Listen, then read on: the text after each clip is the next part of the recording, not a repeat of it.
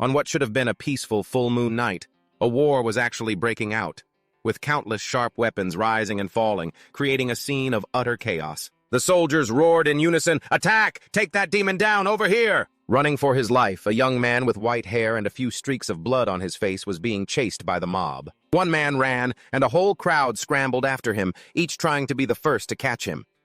Suddenly, an armored soldier appeared and blocked his path, attacking as the entire mob surged forward on command. But he wasn't about to lie still and let them decide his fate.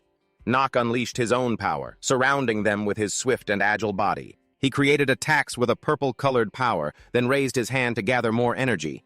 With that, he slammed one hand to the ground, creating a massive shockwave. They didn't have time to react as the immense force shattered the very earth and rock into pieces. Meanwhile, the armored soldiers were engulfed in purple flames. They stood frozen like statues. Before they could even make a move, Nock had already sent the whole lot of them to their graves. The power inside him continued to radiate non-stop. At the same time, he looked completely exhausted. 3 pairs of red eyes appeared above him. Right now, he looked no different than an utterly ragged vagrant. Nock could barely stand, clutching an iron bar to support himself. He was about to curse. Why, his life was full of nothing but pain, when suddenly something caught his attention. Following his gaze, he saw the legs of a woman stepping closer from behind and heard her voice ask, "Why?" In the darkness, shrouded by the chaos of the battle's aftermath, a red-haired girl appeared before Nock and voiced her question, "Why did you make that decision?" A flash of pain and a flicker of disappointment crossed the girl's face. "Why did you make a pact with a demon? Why did you betray us, Nock von Reinhaber?" She called out his name, loud and clear, just like a teacher calling on a student for an oral exam. Hearing this, Nock clammed up, merely glancing at her before looking up with a dazed expression and lamenting, "Betrayal? If you're scared, go home. As for me, I don't give a damn about offending anyone." He laughed sinisterly, admitting it directly. "Yes, you should think that I betrayed you." After saying that, Nock added that he was the real victim who needed to be cleared. "However, I won't do that, because you all were the ones who betrayed me." Even so, the red-haired girl didn't get angry. Instead, she pressed on with her concerned questions, which made Nock smirk with a hint of happiness. It was just like a domineering CEO looking at a naive little girl. "Stop arguing. Just tell me, since when have you been injured like this?" Nock's dazed expression returned as he began to recount the story. "It started like a crash landing." Words appeared, along with the image of a bright blue orb. A notification panel popped up. "You have completed the first part of Inner Lunatic. Total score, 27. In a messy room surrounded by trash, a young man sat in front of a glowing computer screen, musing. "Not bad at all. The cigarette butts have piled into a mountain, and I've gotten a lot of items by now." On the screen, a few lines of notifications appeared. The Great Seal. Clear, complete. Waning Moon, Demon's Punishment. Nock von Reinhaber. Clear, complete. Rose pierced by the sickle's blade. Resolution on the assassination of the royal princess. Clear, complete. The sun rises in the east. Suppression of the rebellion in the Tajalan kingdom. The young man looked at it and praised himself. "I've unlocked so many hidden achievements, I'm very satisfied." The scene suddenly shifted to a calendar with the 6th circled. Hospital day. Except for the fact that I'm going to die next month. The young man's memories began to surface from 2 years ago. "Here is an x-ray of your brain." The doctor sat there with a grave expression and informed Yuchan, "Patient Yukon, please don't be scared. And listen carefully to what I have to say." We don't know what the doctor said, but from his expression, you could probably guess a part of it.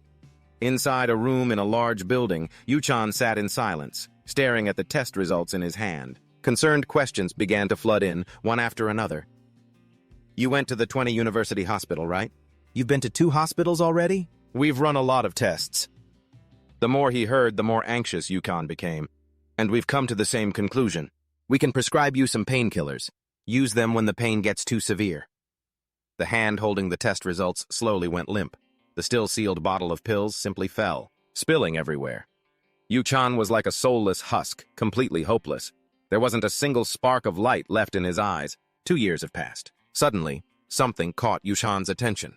It was the pile of unthrown-out trash bags next to a neatly placed calendar. Then Yukon covered his mouth and let out a few coughs. His expression was one of disbelief. What he had coughed up was a mouthful of fresh blood. "Am I really going to die? Even if I'm dying, I should at least clean up." Yukon took a tissue and wiped away the streaks of blood. I guess just thinking about it won't change the final outcome. As he was falling into an abyss of despair, a phone notification sound went off. Yukon quickly picked it up and unlocked it. Looking at the message inside, he was momentarily speechless. 20 University Hospital. Checkup appointment confirmation. Name, Yukon. He thought to himself, I have no one to talk to about this. Yukon slumped onto the chair, letting out a long, dazed sigh. No one's contacted me since I lost my memory. There's no one for me to contact. He clutched the blood-stained piece of paper in his hand. I can't go anywhere in my current state. Suddenly, Utah saw a notice on the table. The words on it felt like they were mocking his current situation. A conference for terminal cancer patients. Have unwavering faith. A church flyer. Do you want to become one of our hospice workers? Yuchan immediately lost his composure, crumpling the paper in one hand. He frantically dug through the pile of discarded papers in despair. Tears fell from his eyes. Game over, Yuchan cried, shedding tears of helplessness and anguish. He was sinking deep into an abyss when suddenly a light made him stop crying and look up, looking at the notification window that appeared out of nowhere. Will you start a new game? Yuchan's resolute voice, filled with no regrets, echoed before the end. This is all I have to do. Without a moment's hesitation, Yukon clicked yes. Then another notification reminded him, please enter user information. What is the player's name? K.L. A tear rolled down with the sweat on Yukon's face, yet he still managed to smile, wondering to himself, this time, what kind of character traits should I become? The screen was still displayed, and Yukon decided to choose both options. Let's see. Mana-sensitive genius. Choose a character attribute. Sword and martial arts genius. Both mana-sensitive genius and sword and martial arts genius. His gaze suddenly shifted to the notification box. If you select 2 or more genius attributes, you will be penalized. Please select 1 or fewer to avoid the penalty. Neutral attribute. Negative attribute. Terminal illness. Seeing that line, Yuchan fell silent again. He never expected such a coincidence. I have a terminal illness, and so does my character. After he finished, the system asked, will you start the game with the chosen character? Why not? Yuchan clicked decisively. Just a second later, his lifeless eyes widened in terror. Yuchan felt like he was being sucked into something. He looked utterly terrified. The shock disoriented Yuchan. The chair wobbled and he trembled, falling hard to the ground, breathing heavily. Am I dead? Just then, the system suddenly announced, character creation successful. At the same time, Yuchan was thinking to himself, I thought death was something I had forgotten about, but at least I want to die fulfilled. Then, the system continued to flash relentlessly. Character name has been forcibly changed. Switching to a different scene, notification images appeared continuously. Synchronizing, 4%, 6%, 19%. Synchronization stopped at 71%. Character setup complete. A young man's body lay peacefully on a bed, breathing rapidly. He suddenly shot up, a look of confusion on his face. Who is this? Where am I? Staring at the spacious room before him, Yuchan, in his new body, couldn't stop wondering, where is this place? As he was enveloped by a sense of déjà vu, he stepped down and looked around. No way, I recognize this place. He walked up to a mirror reflecting his image and raised a hand. Yukon exclaimed, inside this hellish game, realizing it was that familiar face. I've possessed the most evil character. I don't know why, but those words surfaced. That's right, a crash landing. This character's history was gradually recounted. Knox von Reinhaver. He is one of the dark masters of Inner Lunatic, the 3 families with deep ties to the world's most evil criminal organization. The youngest of 5 siblings in the Reinhaver family.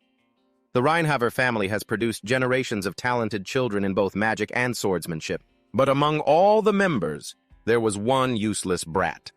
A person born a fool, accused of making a pact with a demon from the Forbidden Realm.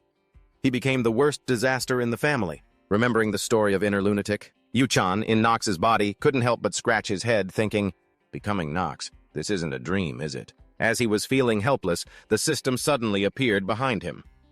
Here is all the information about the character you now inhabit. Basic information.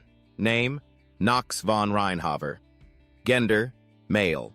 Age, 14. Race, human. Main element, darkness. Achievements, none. positive swordsmanship, mana perception, eidetic memory, steel will, neutral, negative, terminal illness, sickness.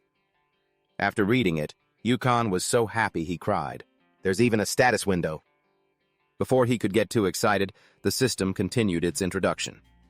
Stats: Strength 2, Mana 9, Luck 7, Willpower 10, Magic 25. Yukon was quite stunned. Huh? Why are my stats like this? Strength is only 2, and on top of that, my negative trait is neutral, dark attribute, negative, terminal illness, pain, frailty, frequent sickness, cold limbs. What a cruel twist of fate. Yukon suddenly realized, don't tell me, is this the character I customized earlier? I have a time limit in real life, terminally ill with 1 year left depending on my unique condition, and I still have a time limit here? He asked himself in a daze.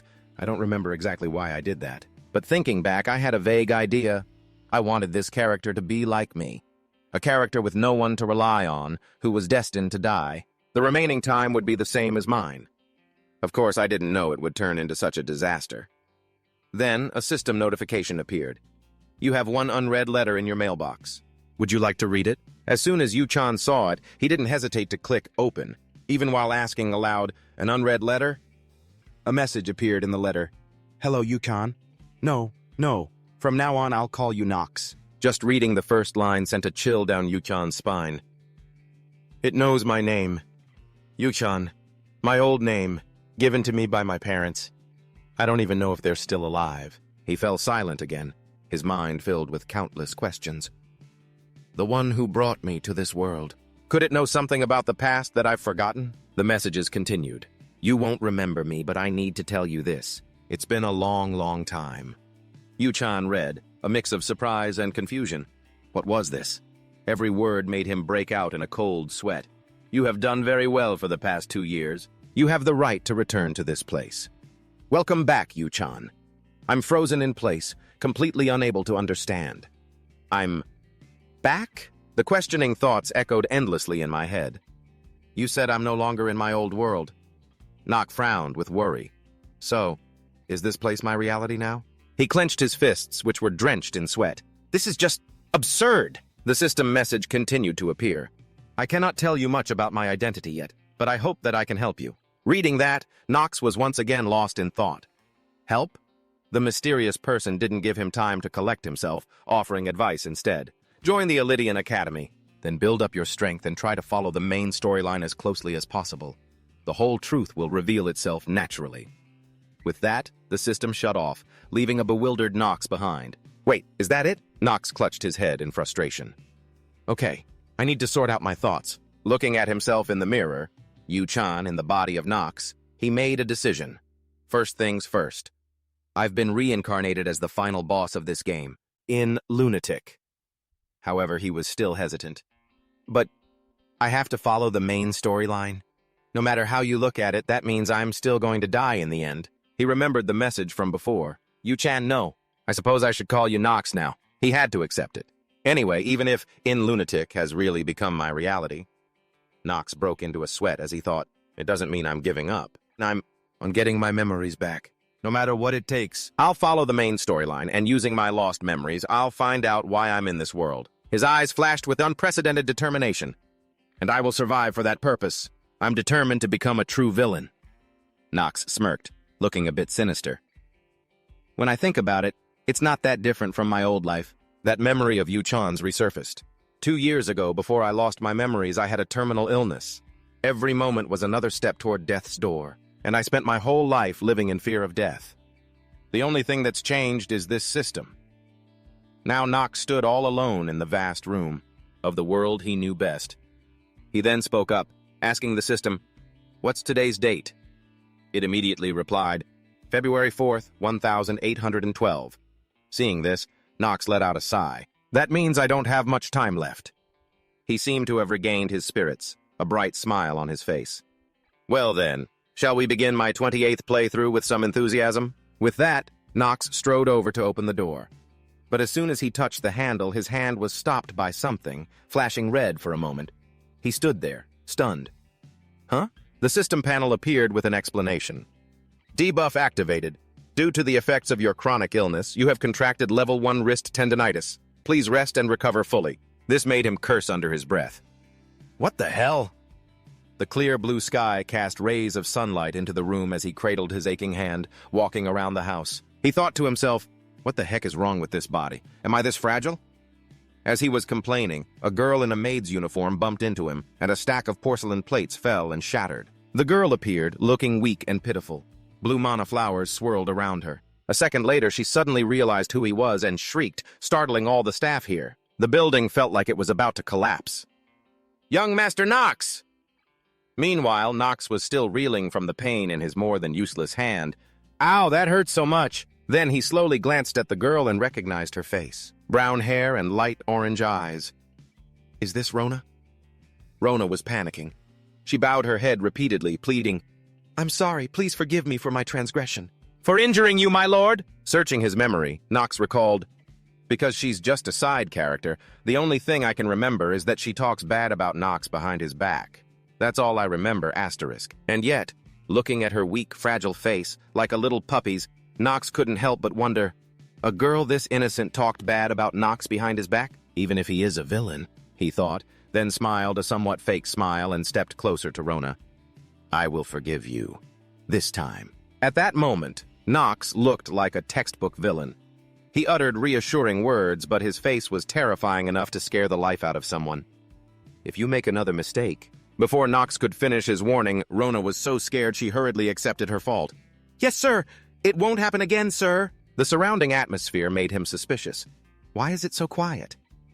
He moved closer to the other three maids. They all looked terrified, their faces as if they'd just seen a ghost, not daring to utter a sound. Just then, Knox remembered. Ah, I forgot. I'm a complete madman. Real Knox, what kind of life did you live? As he was cursing himself internally, Rona spoke up, interrupting his thoughts. Anyway, young master, where are you going so early? Knox immediately looked at her and replied, The training room. The moment the words left his lips, everyone's jaws dropped, frozen solid. Before the statues could recover, Knox dropped another bombshell. Oh, and Rona, you're coming with me. These words made Rona feel like the world was about to end. Don't tell me. He's planning to beat me, isn't he? The sky was still clear, and the sun shone down on the magnificent castle. Knock was heading to the training grounds with Rona. She glanced at him apprehensively, but Knock didn't spare her a single thought. He just kept walking, lost in thought. First things first, I need to survive. Recalling the moment of his actual death, his resolve hardened. After experiencing death once, I'm certain now. Back then, his eyes were lifeless as tears streamed down his face. I don't want to die. Back in the present, Knock gazed outside, thinking, in order to survive, I need to adapt to this new situation as quickly as possible. Then Knock spoke his thoughts aloud. But that doesn't mean I can't change things. His cryptic words made Rona, who was walking beside him, completely confused. Ignoring her, Knock was once again lost in his thoughts. As someone who's played this game 27 times, I grasp most of this game's hidden aspects. Knock uttered 4 words. Status window. Inner Lunatic, with its plot centered on a showdown between angels and demons across the Empire, had a massive fanbase around the world. What made Inner Lunatic special was its character customization, allowing for a variety of playstyles, while low-ranking attributes like normal or talented could be assigned multiple times. In most cases, the genius attribute could only be assigned once. Using a genius attribute allowed you to reach the pinnacle much more quickly, and yet I possess 2 of them. This game has a concept called an attribute penalty for assigning an attribute beyond your personal limit. Genius of Mana Perception. Please select a genius attribute. Swordsmanship and combat. A neutral attribute. A disadvantageous attribute. Incurable disease. By exploiting the system, it's entirely possible to assign 2 genius attributes. Genius of Swordsmanship and Combat grants you sword skills, allowing a player to reach the peak of swordsmanship. On the other hand, Genius of Mana Perception heightens your sensitivity to magic, allowing for more efficient spellcasting. Thinking about it, Knock couldn't help but feel a triumphant sense of satisfaction. Those things have a lot of benefits. The main character has a skill called Mind's Eye, which allows you to see other players' status windows, and Master Actor, which lets you act with any expression in any situation. That seems very useful in my circumstances. Steel will can be used during combat, allowing a player to maintain a steadfast spirit. It gives me a cold exterior. The only major problem is the incurable disease disadvantage, which is the worst. But incurable disease, frailty curse, chronic illness, cold limbs, demonic possession.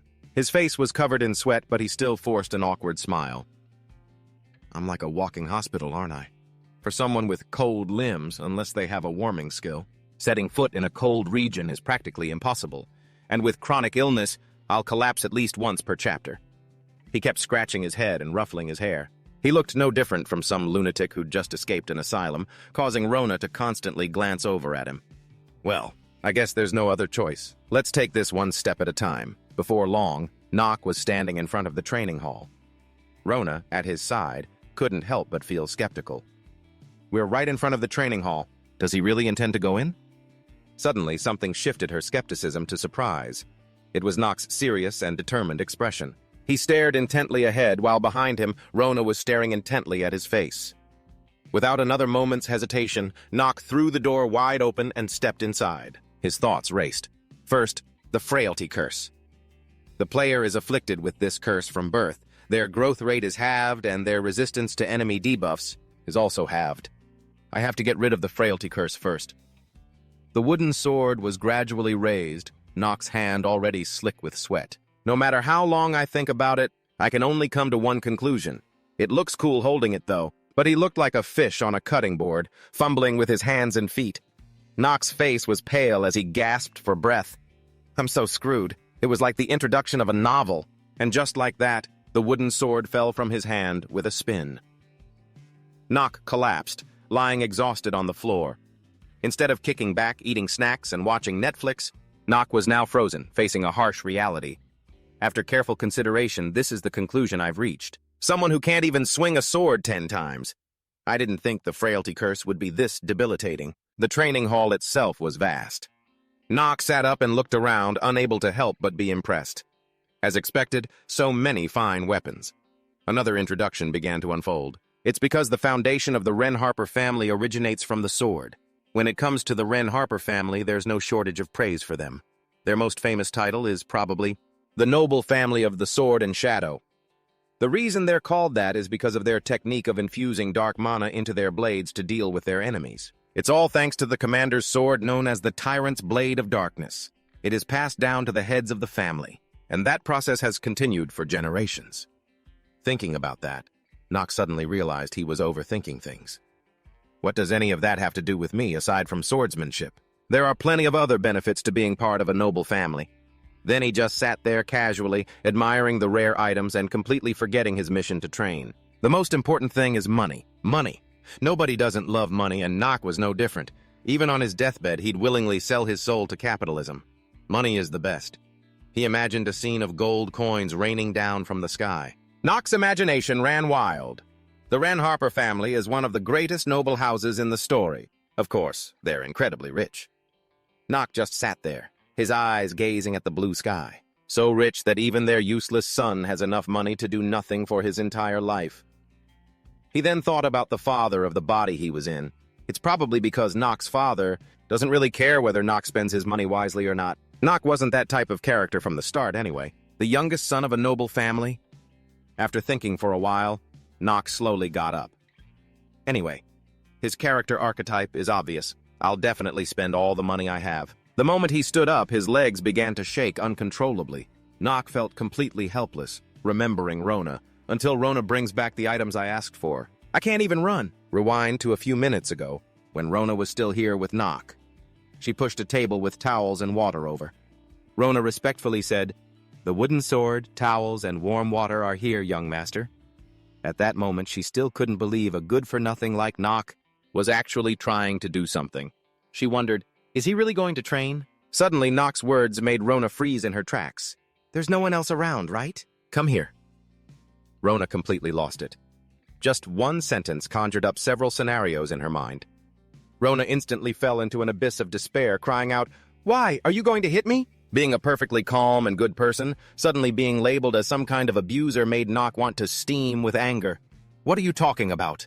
Then he reached out, pulled Rona's hand, and said, "Bring your ear closer." One person spoke, the other listened dazedly, not knowing if she understood anything at all. Huh? And then, Rona screamed at the top of her lungs, revealing the big secret and wasting his effort to whisper.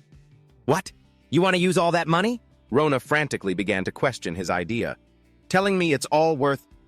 Before she could finish, Nock immediately cut her off, making her instantly as obedient as a puppy. Shut your mouth and go find those things. Yes, sir. Please don't shout at me. A chill running down her spine, Rona left with a fearful look, sighing to herself. He's changed. A while later, back in the empty training room, the wooden sword still lay untouched on the floor. Nock was now walking around the room, examining the various weapons. I don't know how fast Rona is, but I need to have those things here by tomorrow. Thinking this, he poured himself a cup of water. Nock raised the cup, about to drink, but his mind kept racing. Is this the tea Rona brought? I still have to break this curse and deal with my weakness. I never thought the curse would be this bad. Before he could even take a sip, Nock was scared out of his wits by an uninvited guest. Hello, young Master Nock. The person who made him jump was the head butler, whose character history was now introduced. As an asset manager for the family and an advisor to its head, Chanok, he was not someone I could easily deal with. That was Rothwell. At this thought, the hand holding his cup began to tremble violently. Nock's face grew more serious and worried than ever before. This is a challenge I have to face. As Nock put the cup down, he speculated, he almost never pays any attention to me. Has he noticed something strange? The moment the bottom of the cup touched the table, an idea struck Nock. I have a way to handle this. He immediately activated his master actor skill. What are you doing here when you should be serving me? Mr. Rothwell got straight to the point, as instructed by the head of the family. I came to inform you of something. What is it? Rothwell's face was stern as he instructed, You are required to attend dinner tonight. This made Nock tremble with anger. He gave an awkward laugh, cursing inwardly. I don't even know much about this family yet. Are you kidding me? My father, he wants me to have dinner with him? Then, under the butler's gaze, Nock flatly refused. Tell my father I can't make it tonight. Rothwell sighed helplessly, thinking, I wonder why the master insists on the young master joining dinner tonight. Then he clarified the situation. The daughter of the Steeliner family has come to visit. It seems she is here to train as a knight. If you do not attend, young master, he warned urgently, I'm afraid the head of the family will be furious. Hearing this, Nock could only reluctantly agree.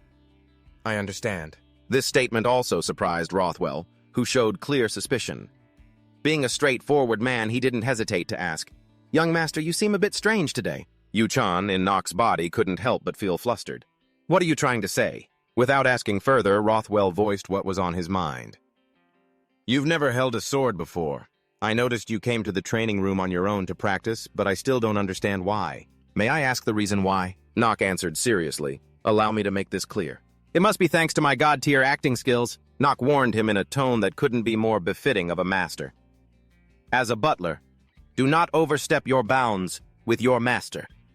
A dark glint flashed in his eyes.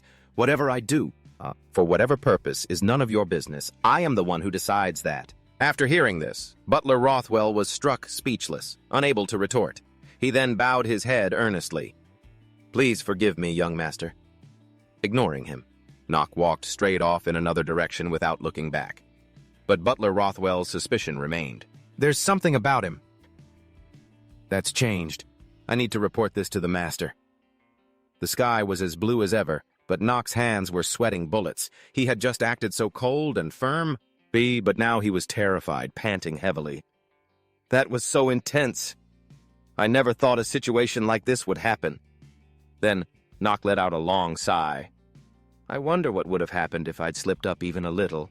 He's not following me, is he? Forget it. He remembered that Butler Rothwell had mentioned the daughter of the Steeliner family, which made him a little curious. She was a good-looking girl with red hair. What is she doing here? In a flash, the sky turned to night. Stars and the moon veiled the heavens. Below stood a magnificent castle, and inside, the other children of the noble class were relentlessly mocking him at the dinner table. Hey, look, the idiot actually showed up.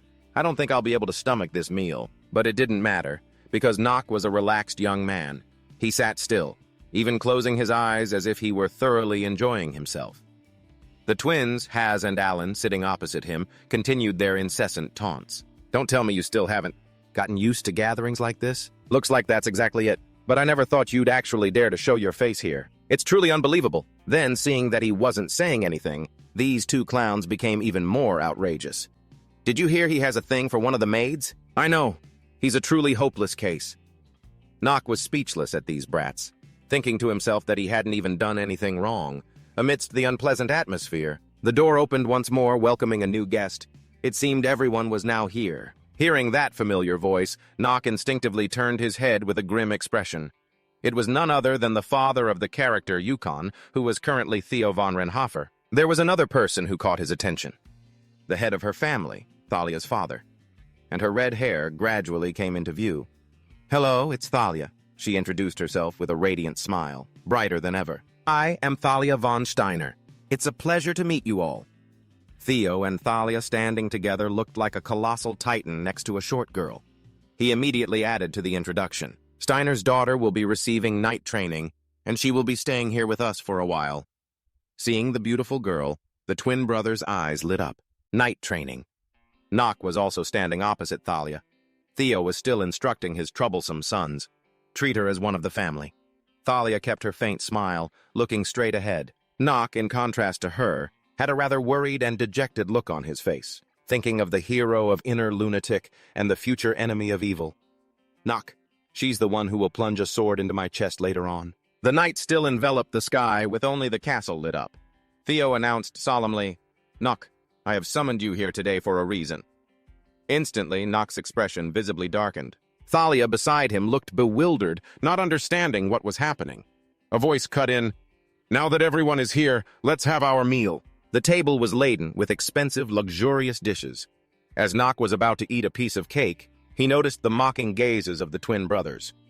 After a moment, Alan turned to Theo. "Father, I think it's time for you to make a decision on who will be joining the Elydian Academy and become a new talent for our family." Hearing this, Nock was momentarily speechless. He was simply overcome with surprise. At this, Theo appeared thoughtful, then answered seriously, "I know, of course." The time had finally come. An introductory image of Elydian Academy appeared, the most crucial location in Inner Lunatic because there was a rumor within the game that students had to fight demons through various trials within the academy. Back with Nock, he looked heavy-hearted, thinking to himself, the one who gets accepted has to be me. Thinking about the students of that school, Nock accepted it in his mind. As long as it doesn't affect the game's storyline, I need to find allies for myself. Theo's voice once again cut through his thoughts. Although everyone already knows, only 3 members from each family are permitted to join the academy. The reason is to protect the academy from the power of the nobles. I have already reserved 2 admission slots for your 2 older brothers, so there is only 1 ticket left. Nock suddenly stood frozen in place, the images of his 2 older brothers appearing in his mind. And then, he gave a forced smile, looking towards Theo, and made a decision internally. Before I find my allies, securing that ticket is the best thing for me right now.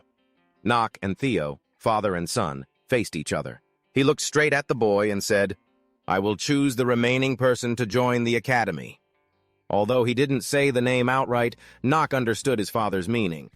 "So you mean you'll choose by having US brothers compete against each other, is that right?" As the words left his mouth, Theo was momentarily surprised, marveling to himself that he hadn't expected Nock to speak up like this. But then he confirmed, "That's right, I will set the date for the duel next month.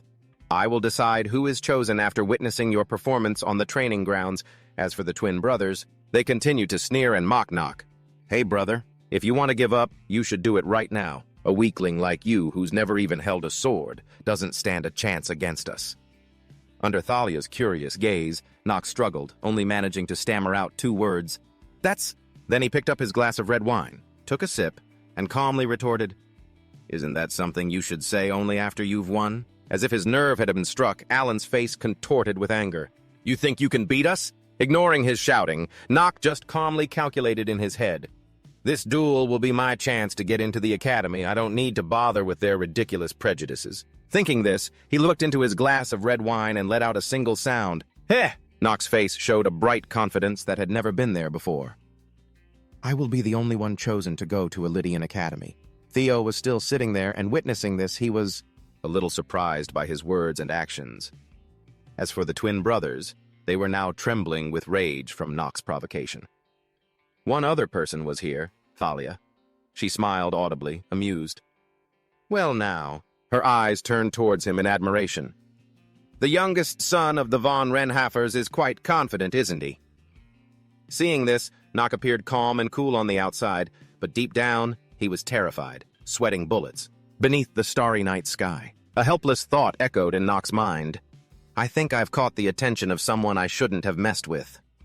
A moment later, through the frame of a window, a room was still lit. Inside, on a desk, lay a stack of papers containing some sort of information. Lord Theo and Butler Roshwell were discussing something. Lord Theo received the stack of papers and spoke. According to your report, it's clear that his behavior has changed abruptly. Butler Rossell acknowledged respectfully. Yes, that's correct. For a moment, Theo was lost in confusion. I can't believe he's changed until I see it with my own eyes. How did that kid manage to change his personality like that? But then he seemed to be overthinking it, imagining the form of a death god. Don't tell me he's been possessed by a demon. In any case, he felt quite curious.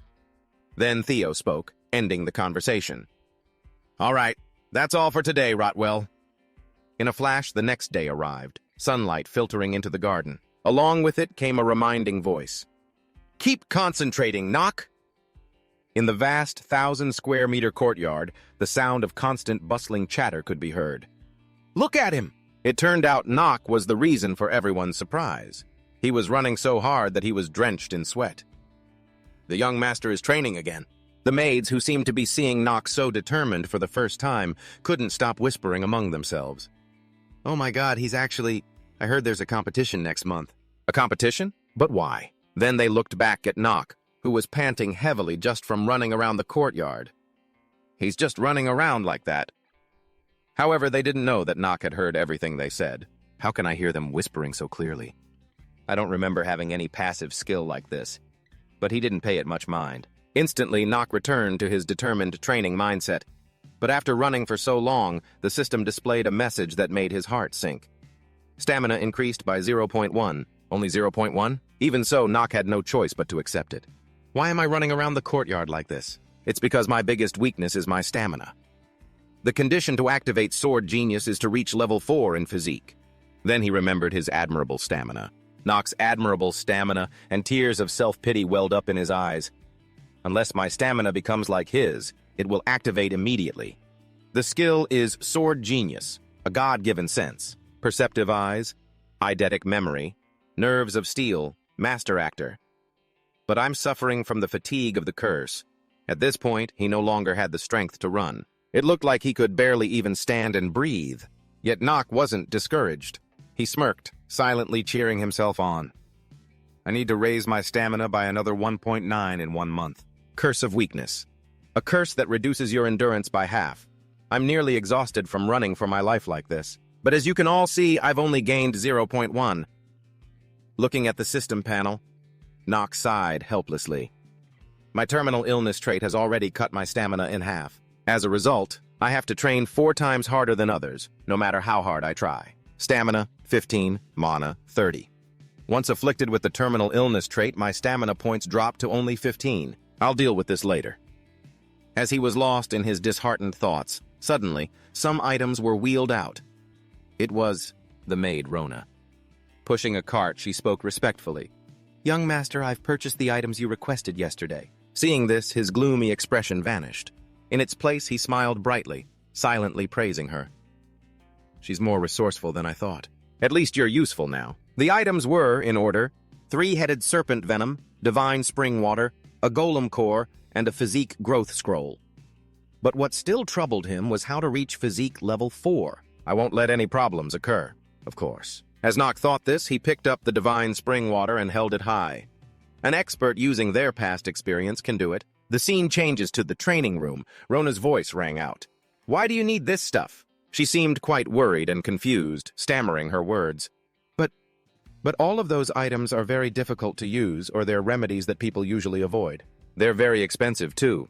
Isn't that scroll the only thing that's useful to you? What? Nock just replied with a cold, expressionless face. People avoid them because they don't know how to use them. Confused, Rona asked, how to use them? He didn't answer her, silently staring at the items. After a moment, Nock reached out, grabbed the vial of three-headed serpent venom, and without a hint of hesitation, downed it all in one go, even if the name sounds a bit dangerous. Beside him, Rona only managed to react after Nock had finished drinking. She turned pale with horror. "Young master, that poison—" Only a few seconds had passed, but it seemed the poison was already taking effect, causing Nock to grimace in pain, his face paling. "It's definitely poison." But his gaze suddenly shifted somewhere else. It turned out to be the system panel, which displayed a notification. "You are under the effect of three-headed serpent venom. Stamina temporarily increased by 1.5. A short timer began to count down. 9 minutes and 59 seconds. Nock's body became disoriented, but he managed to stay upright by grabbing onto the wall. Seeing that he was unwell, Rona shouted anxiously, "I'll go get the butler!" But his hand shot out to stop her. "Wait!" Even though he looked like he was about to collapse from the poison, Nock was unafraid. He picked up the golem core and, with a reluctant look, took a huge bite. This is actually pretty tasty. This scene made the already panicked Rona even more frantic. Her head was spinning. "Don't just eat the core like that," the system continued to announce. "You have consumed a golem core. You will slowly enter a state of petrification. A mysterious fragment has been revealed. The three-headed serpent's venom is reacting with the golem core." At the same time, Nock was silently satisfied. Good. The mysterious fragment worked. Nock now looked like a terminally ill CEO in his final stages, utterly devoid of life. But he stubbornly refused to give up. "I have to keep going." To explain a bit, the golem core can normally temporarily amplify the user's defensive capabilities. It's an item used to create combat golems, but when it reacts with the three-headed serpent's venom, a special effect is being activated. The three-headed serpent's venom is being diluted. The weakening curse has been removed. Remembering that, Nock immediately regained his spirits. That's right. The weakening curse has been lifted. As for Rona, she still had no idea what was happening. Thinking Nock was about to meet a tragic end, she was scared to tears. "Young master, you're going to die!" Rona kept asking if he was okay, but Nock paid no mind, lost in his own thoughts. There are still so many hidden things to discover. Suddenly, Rona's worried and fearful expression turned to embarrassment. Her eyes widened. It turned out that Nock's disheveled appearance, drenched in sweat, combined with emotion that looked like he was unbuttoning his shirt, had momentarily thrilled Rona, causing her to scream, "Young master!" Nock's eyes were vacant, as if he hadn't heard Rona's loud cry. "Young master!" But Nock's hand reached out only to grab a bottle of Ascension bone water. Regardless of what Rona was misunderstanding, he poured it directly onto his handsome face. At the same time, the system announced, "You have used Ascension bone water. The petrification effect of the golem core has disappeared. The Ascension bone water is reacting with the golem core." After he was done, he smiled faintly to himself, marveling, "What a strange feeling." Then, a hidden fragment was activated. The user will temporarily be granted the Blessed Growth characteristic. Looking at the system panel, Nock couldn't help but rejoice. Just as planned. The panel displayed the content. Positive characteristic. Blessed Growth. Until the stamina stat reaches 5, the user's growth rate will be doubled. Then, among the remaining items, was a scroll. Nock quickly reached out to grab it. One last thing. He tore it in half. His face finally relaxed. "You have used a rapid stamina growth scroll. Your stamina growth rate will be doubled." Afterwards, Nock stroked his chin thoughtfully. "I've broken the curse. And since Blessed Growth is limiting the debuff from the terminal illness trait, and I've used the scroll, my growth rate will be double that of a normal person." At that thought, he felt a new surge of determination. Does that mean I'll be able to increase my stamina stat faster? While he was calculating, Rona suddenly, who had been overly worried this whole time, lunged at him. She burst into panicked sobs. "Young master, are you okay?" Rona was flustered now that she saw he was fine. "You suddenly started taking off your clothes. I thought something was wrong with your head or something." Nock looked 30% helpless and 70% like an annoyed father. "You fool! Get me a towel, quickly!" Hearing him curse at her, Rona relaxed, though she was also a bit dazed. Even as he said it, Nock felt a little guilty. Now that the curse is lifted, maybe I should treat her a little better. He then forced a smile to reassure her. "Of course, I'm fine." But Rona couldn't help but fret. "Are you sure you're all right? Should I call the head butler? Shouldn't you be resting right now?" Nock smiled gently and replied, "It's fine." Rona asked again, Then what are you going to do? Nock looked at Rona with determination and uttered a single word. Running. The sunlight of the blue sky shone down on the spacious garden. At this moment, Nock had resumed his training by jogging. But this time, Rona was also running behind him. Someone was observing the two of them running from a window. It appeared to be a girl. She clasped her hands and sighed in wonder. What's with him? It was Thalia. She pouted and frowned, unable to understand Nock. How could someone as weak as him accept a duel with his two brothers? With her was her maid, Emma. Emma helplessly reminded Thalia, My lady, you shouldn't stare at the young master of the Renhover family like that. The maid's voice was stern as she corrected her. It's impolite. However, Thalia replied petulantly like a spoiled child who wanted to play. I don't wanna. Thalia looked displeased as she spoke her mind. He's not even using a sword anymore. All he does is run. And even though the other knights of Renhover, 2 knights stood before Nock, but he paid them no mind. Young master, Thalia continued to complain. Wolf offered to teach him, but he refused everything. The word dislike was written all over her face as she frowned and declared, In 1 month, he'll be beaten to a pulp, and that will be the end of this. She said that, but then Thalia looked worried deep down. Am I really so sure that's how things will turn out? So why do I even care? I can't stand this. Emma was still there. Seeing her lady's unusual behavior, she called out in alarm, My lady! Before the maid could advise her, Thalia shot up and strode forward, not forgetting to instruct Emma, I'll be right back. Back to the Renhover estate. To the Renhover. The sun was still shining brightly. In the garden, the shadow of a young lady appeared, and it was undoubtedly our rebellious Thalia. She stood before Nock. Behind him, Rona was completely out of breath from running for so long. Then, with a radiant and friendly smile, the girl introduced herself. I'm Thalia. Nock didn't say a word, completely speechless. But inside, his mind was reeling in panic. Why is she here looking for me? Then Nock slowly stood up. What do you want? I think I've heard your name before. Seeing his action and hearing his words, Thalia was in disbelief. What? What's with that cold attitude? She then indulged in her own vanity, imagining things and getting shy about it. He must be too stunned by my beauty. In reality, Nock was like a deer in the headlights. He had no idea what Thalia was thinking. She, meanwhile, was still lost in her delusion. That must be it. That's for sure. With that thought, Thalia's cheeks flushed red as she gathered all her courage to blurt out her question. I want to ask you, are you really sure you can beat your 2 brothers? Is that why you agreed? Hearing this, Nox once again didn't answer, just standing there, frozen like a statue. Ignoring him, Thalia continued to talk to herself, pacing around. Do you really think you have a chance? Rona, standing to the side, heard her voice the same thoughts she had and silently cheered in agreement. However, Thalia seemed to be quite the narcissist. She confidently puffed out her chest and made him an offer.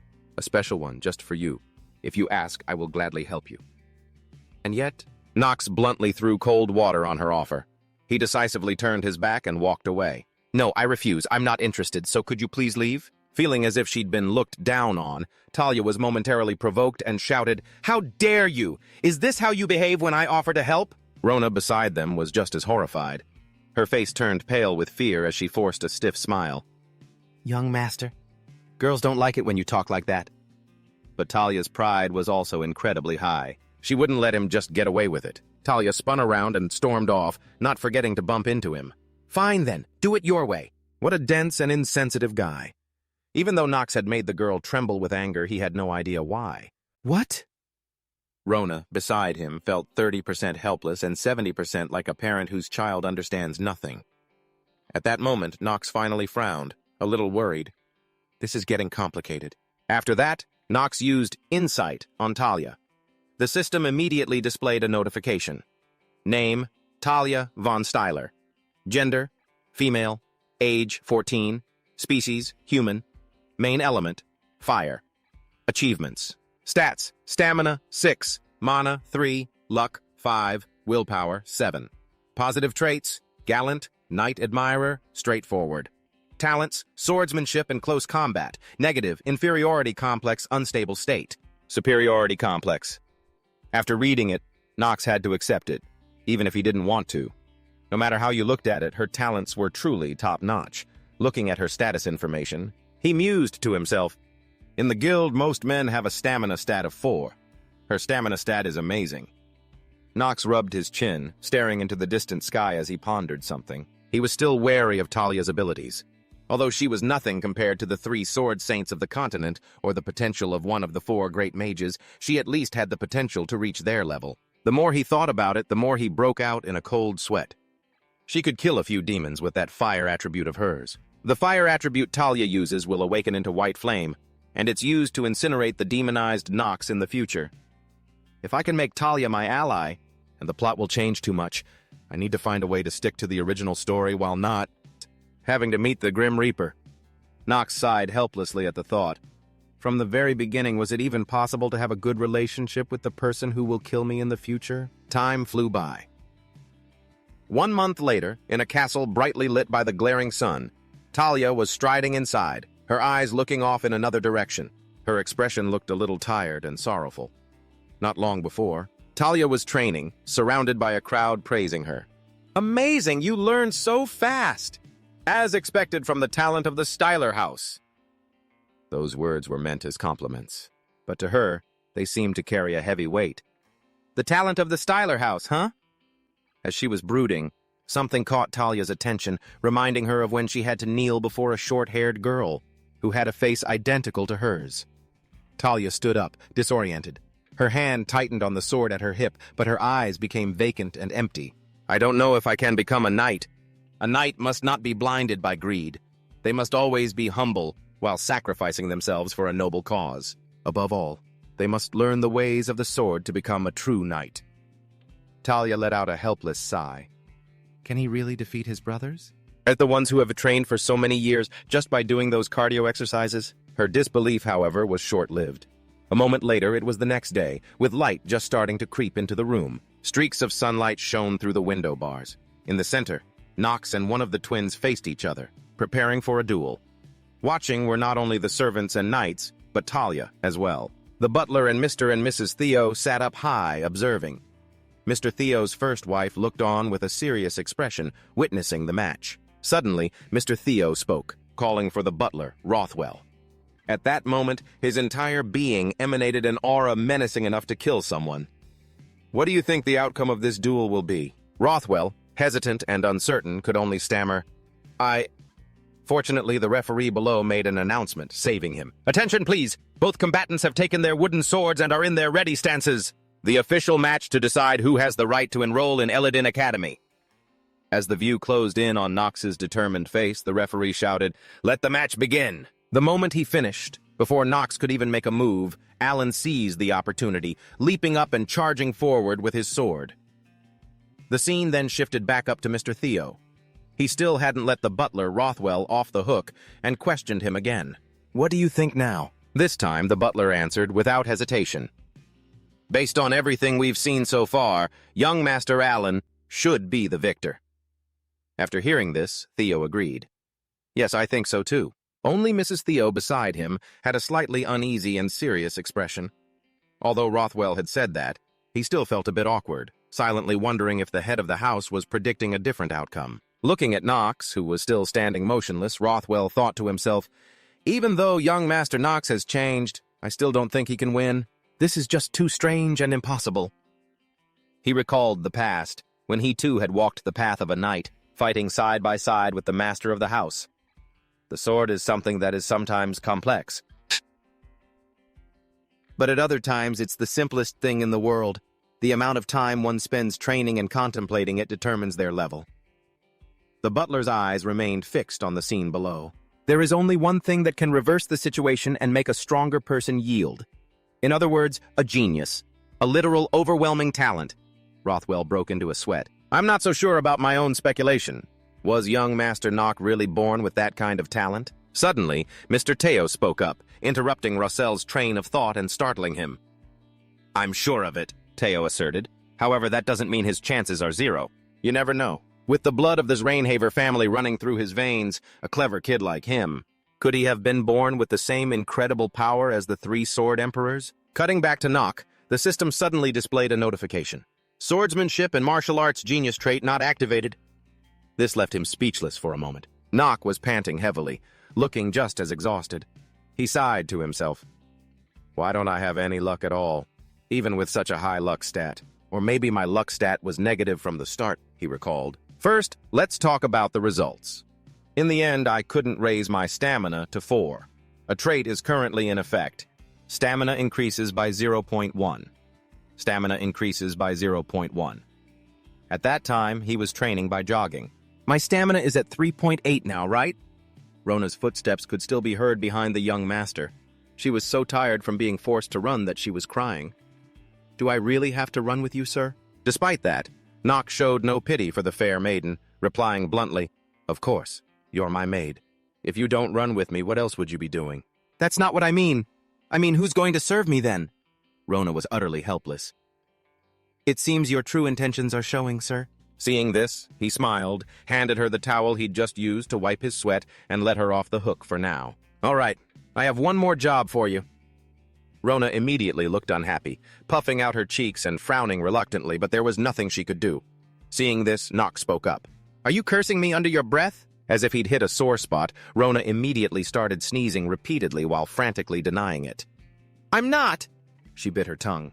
Seeing her clumsy appearance, Nock couldn't help but laugh out loud. But then, a thought suddenly struck him. At this rate, her stamina must be pretty high, right? Should I use appraisal to check? Instantly, her information panel appeared. Stamina, 4.5. Mana, 3. Luck, 4. Control, 2. Charm, 16. Looking at the stamina box, which was higher than most people's, Nock was completely shocked. What the hell is this? 4.5? A maid is stronger than a normal man? What did the Rainhaver family make her do to get like this? Embarrassment turned to anger. Nock felt a little resentful that he was weaker than a maid. Another person with higher starting stats than me. Stats I haven't even reached after a month of diligent training. How unfair! Just then, Rona, standing behind him, saw that he was lost in thought and called out, Hey, it's getting late now. The competition is tomorrow. You should go get some rest, sir. Hearing that, Nock suddenly realized the day of the competition was just around the corner. There's no time left. Back in reality, Nock faced Alan, who called out to him. The arrogant guy still saw him as a nobody and jeered, Why don't you just withdraw? Alan wore a confident, triumphant expression. Even though you're the family's disgrace, you're still my little brother. I shouldn't hit you too hard, right? Isn't that right? But Nock wasn't backing down, immediately retorting, Judging by your face, you don't really want me to withdraw, do you? But Alan just smiled, not getting angry. He looked up and said, Oh, you figured it out? Truth is, I want to make a good impression on the young lady from the Steno family. You see, I'm sure you'll help me with that. Nock broke into a cold sweat, uncertain. I guess. I don't know if this is a good idea. Looking at the arrogant Alan, Nock was lost in his own thoughts again. Alan's strength is at 8. There's no way I can win using normal methods. As he thought that, the referee suddenly cut in. With admission to the Elydian Academy as the prize, the sword match between Nock von Rainhaver and Alan von Rainhaver will now begin. Both combatants must accept the outcome of the duel and may not question the result. As the match was about to erupt, Nock still didn't believe in himself. He was extremely anxious. I'm so worried. If I lose here, everything will be over. From regaining my memories to finding the person who sent me that letter. And even though I got a 1-year extension, my life will still come to an end. With that thought, Nock gripped the sword in his hand firmly. At the same time, the referee asked, Is everyone ready? Then, begin! With a loud shout, the arrogant Alan charged towards Nock, intending to win with a single blow. The sword swung down, but Nock swiftly dodged it. His feet were kicked out from under him with great force. Nock was put on the defensive, unable to do anything for a moment. He braced himself against the powerful force and was pushed back a long way. A look of determination flashed in Nock's eyes. Seeing that, Alan arrogantly praised him. Nice block! The fight raged on as the two clashed. As he fought, Nock thought, The truth about this damn game. It's called inner lunatic. He was struggling. It means I'll have to give up everything if I lose. But if I can win... Thinking that, suddenly, the system announced, Stamina increased by 0.1. Seeing this, Nock's eyes widened in utter surprise. Then his motivation returned, and he smiled as he spoke. If I can win, I feel like everything will be within my grasp. Seeing this, Alan frowned unpleasantly and spat out a contemptuous remark. Has the strong wind made you an idiot? Then he continued his attack, not forgetting to shout, I guess I need to hit you a few more times to bring you to your senses. Madame Teo, observing from above, was satisfied. She smiled, thinking, I guess I was worrying for nothing. Even after hearing he'd changed, the match is still being dominated by Alan's power. She confirmed it in her heart. In the end, the child joining the Elydian Academy from the Wrenhaver family will be my son. Suddenly, 3 pitiful cries rang out, catching her attention. It was Mr. Teo, resting his chin on his hand in boredom. Just then, Mrs. Teo suddenly smiled knowingly. This family will be the same one day. Over here, Mr. Teo was very disappointed. I was looking forward to today because I heard he'd changed. In the end, is this all he can do? Butler Rochwell immediately chimed in. Master, should I stop the match? Looking at the back of the boy, who was panting heavily, he said, If we let the competition continue, young Master Nock will need a lot of time to recover. Then he observed Alan, who was like a tireless monster, and Rochwell thought to himself, Alan and Haz, they're talented, but not to the level of an unpolished gem. Compared to Garen, the eldest son, their skills are still lacking. The law of the Black Sword's power brought him everything, and made his enemies submit. It's an overwhelming power. Nock was still panting wearily. Seeing this, Mr. Teo sighed helplessly. Who did he even learn from? After that, Teo couldn't be bothered to watch anymore and was about to get up and leave. This competition is over. Just as he finished speaking, down below, Nock suddenly burst forth with swift sword strikes. The system continuously announced, stamina increased by 0.1. The genius of swordsmanship and martial arts attribute has been activated. Nock smiled dangerously. This time, it's my turn to be the main character. On the platform, Alan still didn't understand why he was laughing scornfully. Are you crazy, Nock? At the same time, the time reversal skill was activated. Mr. Teo's gaze, which was about to leave, suddenly turned to one of utter surprise. Nock stood still as the gears of time turned. Everyone was affected by it. Mr. Teo, who was about to leave, hadn't even managed to stand up yet. I've heard that phrase somewhere before. Alan, preparing to attack, was suddenly frozen solid, unable to move. Nock smiled, satisfied, regaining his usual confidence. Geniuses and commoners live their lives in different moments. This is time reversal. Everything seems to move slower. A skill that makes the perception of time slow down. Many times slower for the opponent. It's completely different from just moving faster myself, though it's quite difficult to use this skill to its full potential. As long as the genius of swordsmanship and martial arts attribute is active, Alan's sword will never be swung. Everything is decided. Nock seized this opportunity. With one hand, he sent his sword flying and regained the upper hand. Alan, having just escaped the time reversal, was momentarily surprised and a bit wary of him. Nock, now determined and confident, declared, I will be the victor. Alan's sword fell to the arena floor, clanging continuously. His hand was also trembling from the impact. This made Alan furious, and he glared at Nock with daggers in his eyes. Meanwhile, Nock's hand was still gripping his sword tightly, preparing to swing it down. His face showed clear confidence. This is going to be fun. Alan, a little intimidated, stammered, What are you? He didn't answer, just dodged and thought to himself, Even so, I shouldn't let my guard down. Then he thought about the time reversal. The skill only has a duration of 5 minutes. I have to end this within that time. Nock spoke seriously. I was going easy on you. Until now. He kept boasting to push Alan into a defensive position. But now I'm no longer interested enough in you to do that anymore, brother. And then Nock concluded with a triumphant smile on his lips. Let's end this quickly. Both of you, please come up here at the same time. The moment he finished speaking, both Alan and Haz were completely floored. What? Without paying his 2 brothers any mind, Nock turned to Mr. Teo to ask for permission. Father, please grant me the right to fight. Both of my brothers at the same time. Witnessing this scene, Teo was instantly wide-eyed and jaw-dropped. He never imagined his son had this kind of ability. Butler Rochwell was equally worried, glancing at Mr. Teo. Even Thalia, who had spoken so harshly the day before, was now panicked and tried to dissuade him. What the hell are you trying to do now? However, Mr. Teo was the complete opposite. He smiled with satisfaction, thinking, that temperament of his has changed, hasn't it? It seems my son still has secrets he's been keeping. It won't hurt to watch him a little longer. With that thought, he approved Nock's request. I will permit this 2-on-1 match. The lady beside him immediately shot up in worry, calling out loudly, Honey! But Teo ignored everyone and let the match proceed. Begin! Alan was grinding his teeth as he went to pick up his sword, the one that had just been knocked away. The two were instantly furious. How dare this bastard humiliate us like this? In front of father? But Nox still appeared confident, smiling with satisfaction. He swung his sword into a ready stance. The twin brothers are getting into position too. Immediately, the two of them charged forward to fight one man, moving as fast as the wind. Sword strikes flashed by one after another, but Nox nimbly blocked every single attack from the twin brothers. Alan, momentarily scared, shouted, "Attack him deeper on the left!" Haz had lost his cool by now. He angrily yelled back, "Shut up, will you?"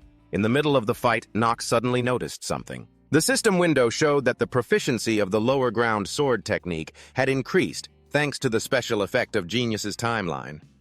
He smiled, calculating things in his head. The proficiency increased, huh? All right. If that's the case, then I can see the path of the sword's blade now. The fiery 2-on-1 battle raged on. Suddenly, Nox moved backward, slamming hard into Alan's shoulder, making him wince in pain.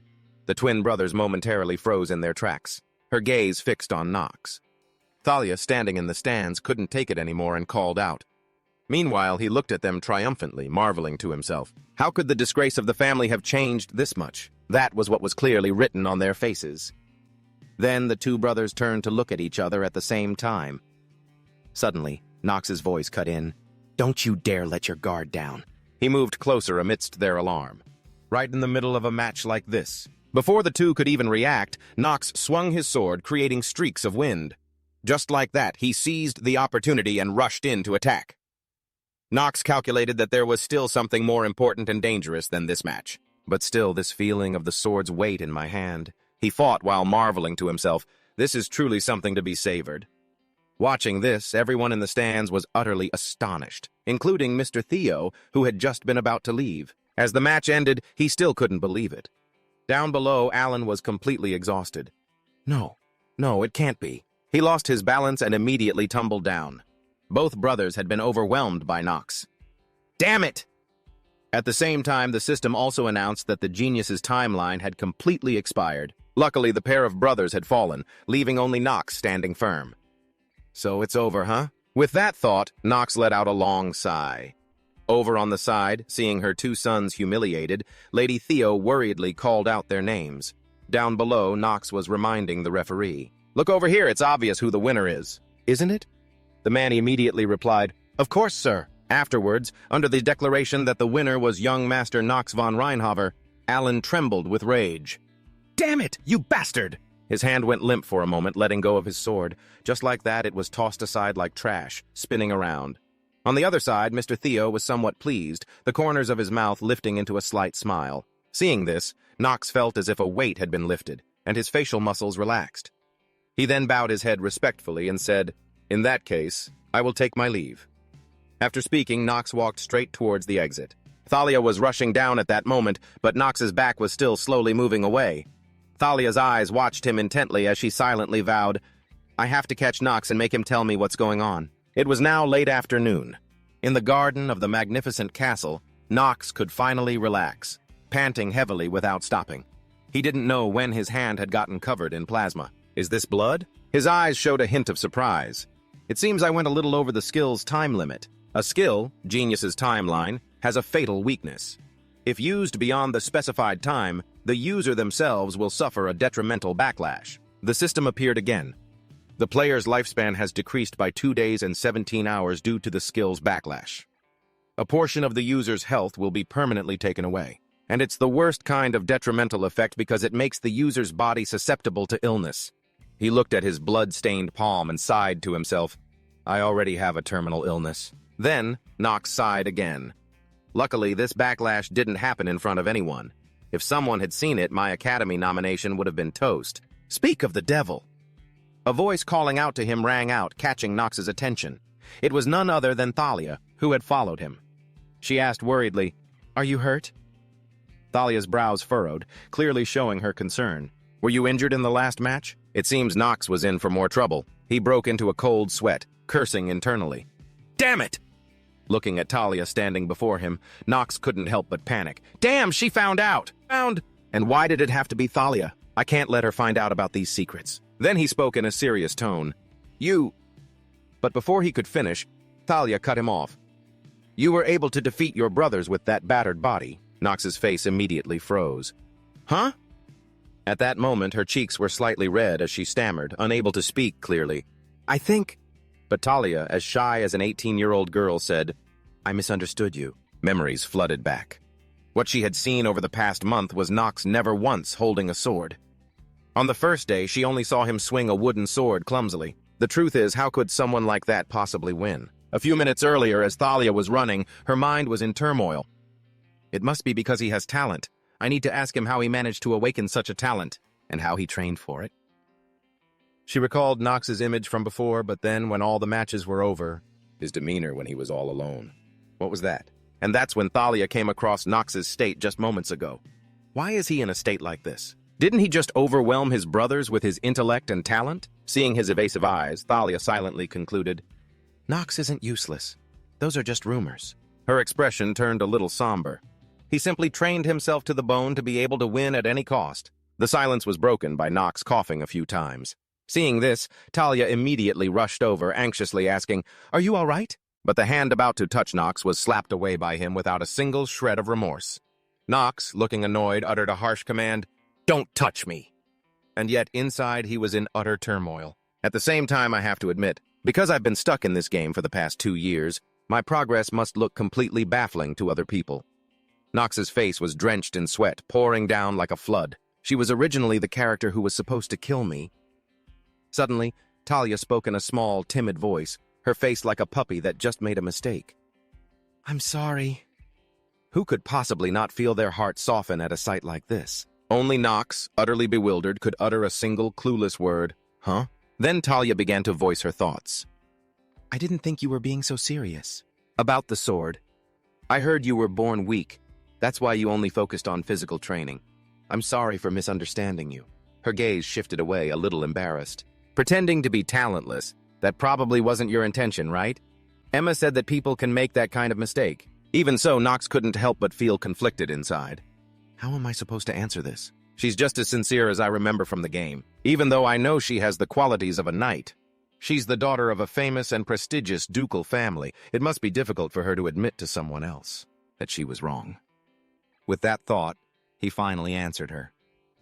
If that's what you think of me, then please don't tell anyone about the fact that I bled. Hearing him reply, Thalia immediately agreed with determination. Of course, I won't say a word. Afterwards, Nox glanced hesitantly towards Thalia. I guess I won't have to worry about anyone else finding out about this. With that thought, he walked past her, moving forward, not forgetting to add a reminder. You'd better keep your word. But Thalia remained standing there, watching his back as he walked away. Night fell, and darkness enveloped the castle. Inside, Teo was smiling in satisfaction. It seems my judgment was correct. Then he looked towards his butler, Rothwell. What do you think of Nox's talent, Rothwell? Rothwell answered honestly. At first I couldn't understand why the young master would allow himself to be beaten like that. But compared to other children his age, and even other young lords, I believe the young master is the best. Hearing the satisfying answer, Teo looked very pleased. I agree with you, and I don't know why, but I think he's still hiding some talent from us. Then Teo gave another order to Rothwell. Observe all of his actions. Do nothing but watch no matter what he does. The butler immediately complied. Yes, my lord. Lord Teo began to put on his gloves, deep in thought. I wonder if he... Teo looked at the palm of his hand, continuing to wonder, has enough talent to inherit the power of the supreme black sword, or not? With that thought, he clenched his fist and said with determination, I don't have much time left. A statement that surprised the butler. Rothwell, what you're doing is important. Hearing this, Rothwell bowed his head respectfully. I will do my best. The night sky was still dark. In another room, a light was on. The system panel had just made an announcement. You have completed the training quest. You have passed your first battle with a victory. Inside, Nox sat speechless, staring at the lines of information. This world has become reality.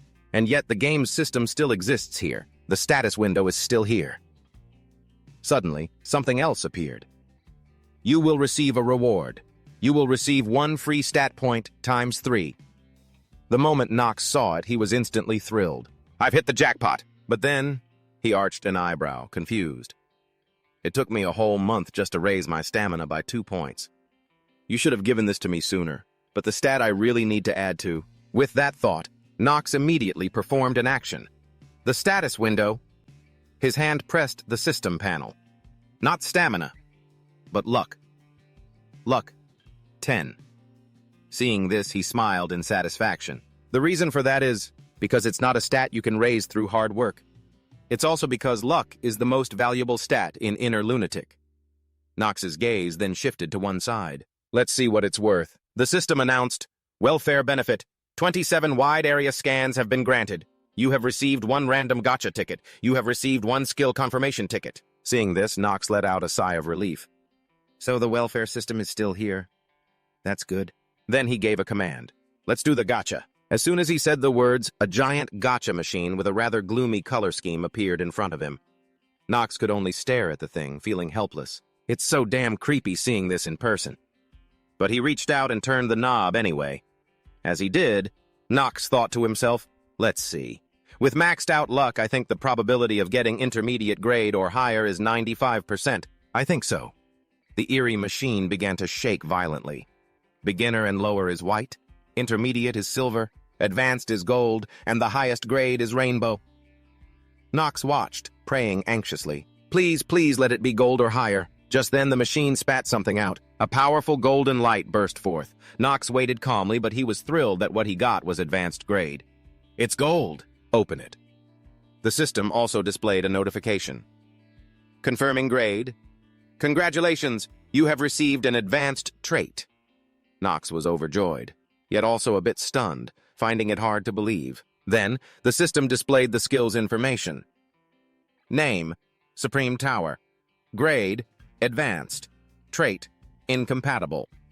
Effect 1, reduces the combined stats of others by 20%. When your total stats are lower than theirs.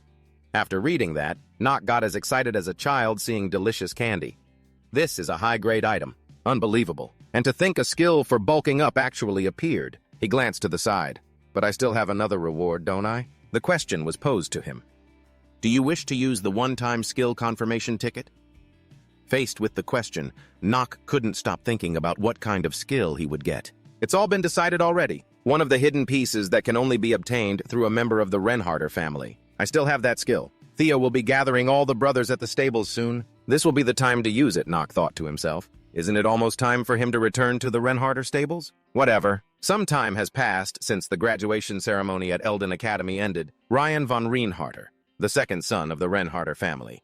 To train to become a knight, he must be in the middle of some grand journey. Nox put his hands behind his head. I have to find the hidden piece and deal with Ryan. I have no time to rest at all. The only saving grace, he mused, is that I probably don't have to worry about Thalia anymore, right? Thinking of Thalia, she's not the type to break a promise. There's no reason for her to approach me again. In a flash, it was the next day. Light crept into the hall. Nox walked out, lost in 1,000 thoughts. That's what I was thinking last night. In front of him stood Thalia, looking Nox straight in the eye with a serious expression. He lowered his head and questioned her. Didn't we already settle everything yesterday? What more do you want from me? Thalia suddenly became hesitant and stammered. Huh? He grunted, as if he didn't understand her. Thalia stood seriously before him, beat her chest, and made her demand. Tell me, how did you get so strong so quickly? Faced with that question, Nox could only remain silent, unable to say a word. Then he closed his eyes, walked past her, and gave a curt reply. Secretly watch me train for 1 month. Hearing this, Thalia asked in surprise, Secretly? Unsatisfied with his answer, she chased after him. Wait, at least spar with me. No. At the very least, you could tell me how you train. At that moment, Nox was lost in his own thoughts. From what I remember, Thalia is a character who has always yearned for her older sister's acknowledgement. With that thought, he turned and spoke clearly to her. You know, before asking me things like that, you should take a look at your own training methods. Nox's expression was serious. You should first consider what kind of talent you actually possess. After hearing this, Thalia's face went blank as if she'd just had an epiphany. Meanwhile, Nox agonized internally. Ugh, I've never comforted anyone before. What should I say now? Phew. And so, he said one last thing to her. Don't compare yourself to anyone else. After that, Nock turned his back and walked away as if he were being chased by a ghost, but Thalia still couldn't utter a single word in response. She furrowed her brows, looking so sad she was on the verge of tears. He's just leaving like that? The clear blue sky shone down on the castle. Nock, having just escaped a close call, couldn't help but wonder, she's not going to keep chasing me, is she? Ahead, the maids, knights, and butler Rothwell, and Theo were waiting for him. He was still lost in thought. There's no need to let her see me obtain the hidden piece, not when she could kill me. Theo observed him with a serious expression. Brilliant sunlight shone down on the area. This must be the Reinharter family stables. Sturdy horses were grazing on the grass. Famous for producing the best war horses on the continent, huh? Nock thought to himself. Butler Rothwell spoke respectfully to Theo. Greetings, Patriarch.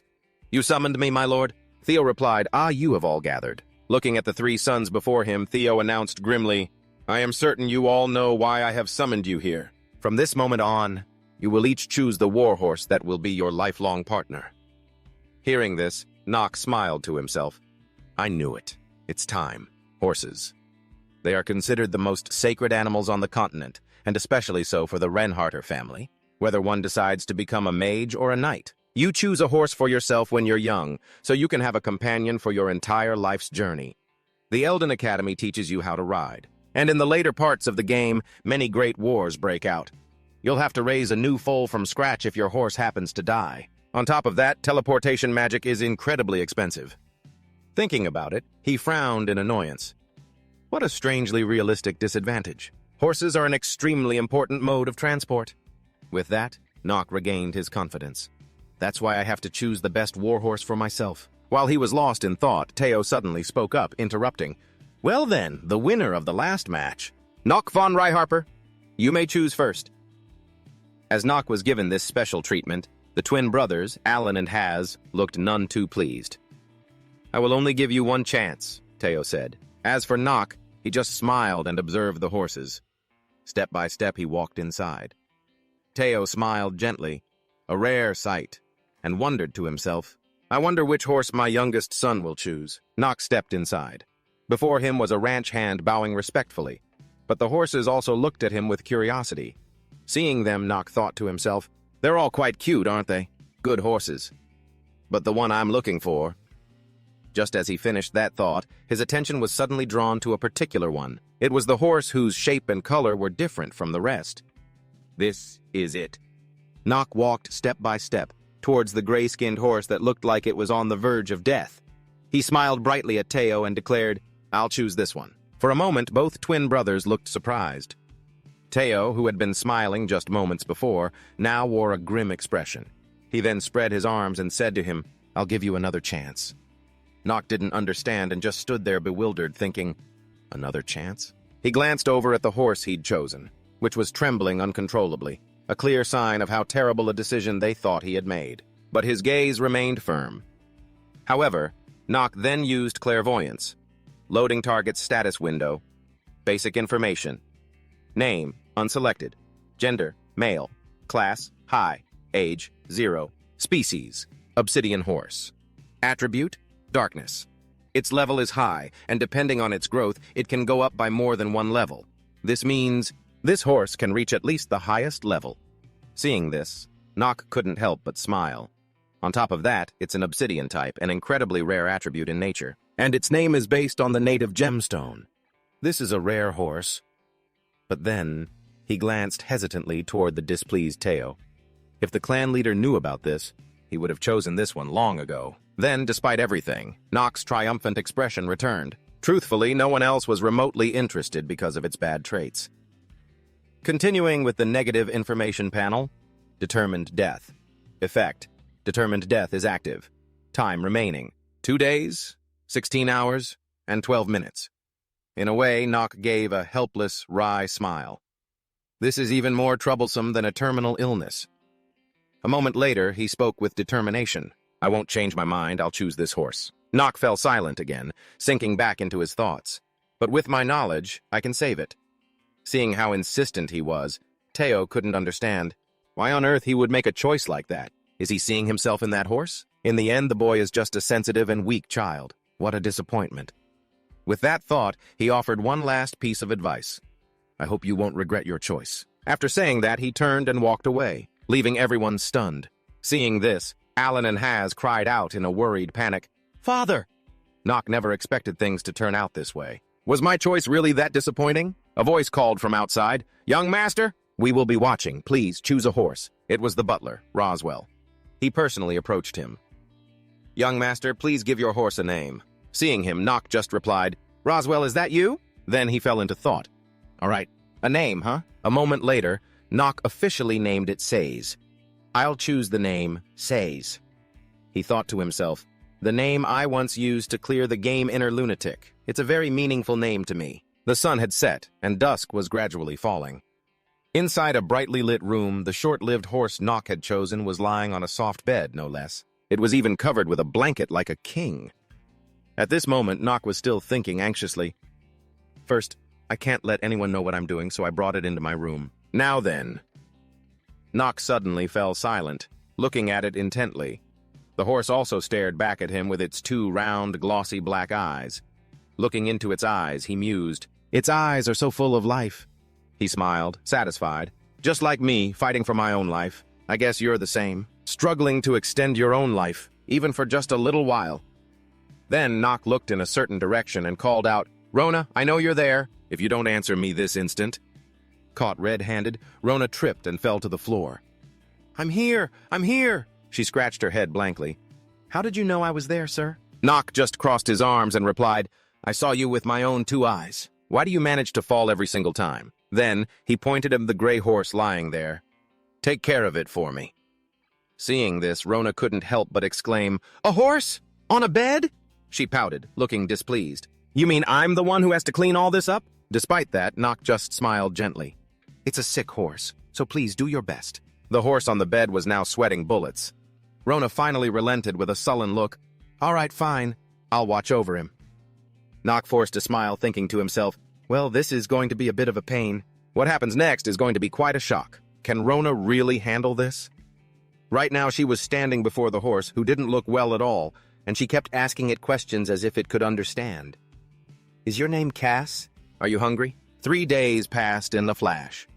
Then, on a beautiful day, a loud scream suddenly rang out. It was Rona, heartbrokenly hugging the gray horse and sobbing her eyes out. "Young Master Cass is dead." Nock, however, didn't seem particularly sad. He thought, "She's crying as if he actually died," recalling how Rona had genuinely cared for the gray horse day and night, just as she always did. "I actually feel a bit sorry for her," he thought, looking at Rona calmly. "I knew this would happen from the start. Cass was beyond saving." With that, Nock walked over to console Rona. "That's enough crying. This is so annoying, I need to concentrate. Get up." However, Rona was still distraught. "But young Master Cass, he cut her off, perfectly calm. "Don't worry. Cass will return and stand by my side again." His words left Rona momentarily baffled. "What, sir?" "Young Master, is your head feeling all right, sir?" Nock could only give a helpless, forced smile and step back. Then, he pulled a scroll from his coat pocket. Seeing it, Rona timidly asked him, "That scroll is—" Nock opened the scroll and slammed it on the table. Instantly, a magical source appeared, and intense pink flames erupted violently. "If I channel mana into this scroll—" Rona's sad expression vanished, replaced by sheer astonishment at the scene. Just then, Nock grinned brightly and let out a soft puff of air. Rona snapped back to reality and worriedly tried to stop him. "Young Master, did you just use mana? That's illegal!" Ignoring her words, Nock was lost in his own thoughts. "My mana control... Let's try again." He resolutely tried again, not forgetting to warn Rona, "If you make a sound, I'll kill Cass again. If he dies, it'll be your fault." Only then did Rona clap both hands over her mouth and watch in silence. Nock thought to himself, "I need to concentrate." The entire room was now glowing a brilliant reddish purple. Nock continued his calculations. "Forget about whether or not I'm allowed to use mana. In this empire, I can't even awaken the attributes of a mana genius. People under the age of 15 are forbidden from using mana, with the exception of the royal family. Thanks to that law, the royal children are able to acquire magical skills. That's far better than the students who only learn about mana much later." A look of determination filled his eyes. Nock touched the magic circle with both hands. "All I can do is pour my mana into it like a waterfall." The purple flames gradually intensified. I can feel a faint energy beneath my fingertips. His eyes suddenly lit up. This is mana. Nock grinned with satisfaction. Ha ha! How interesting. Use one-time skill confirmation ticket.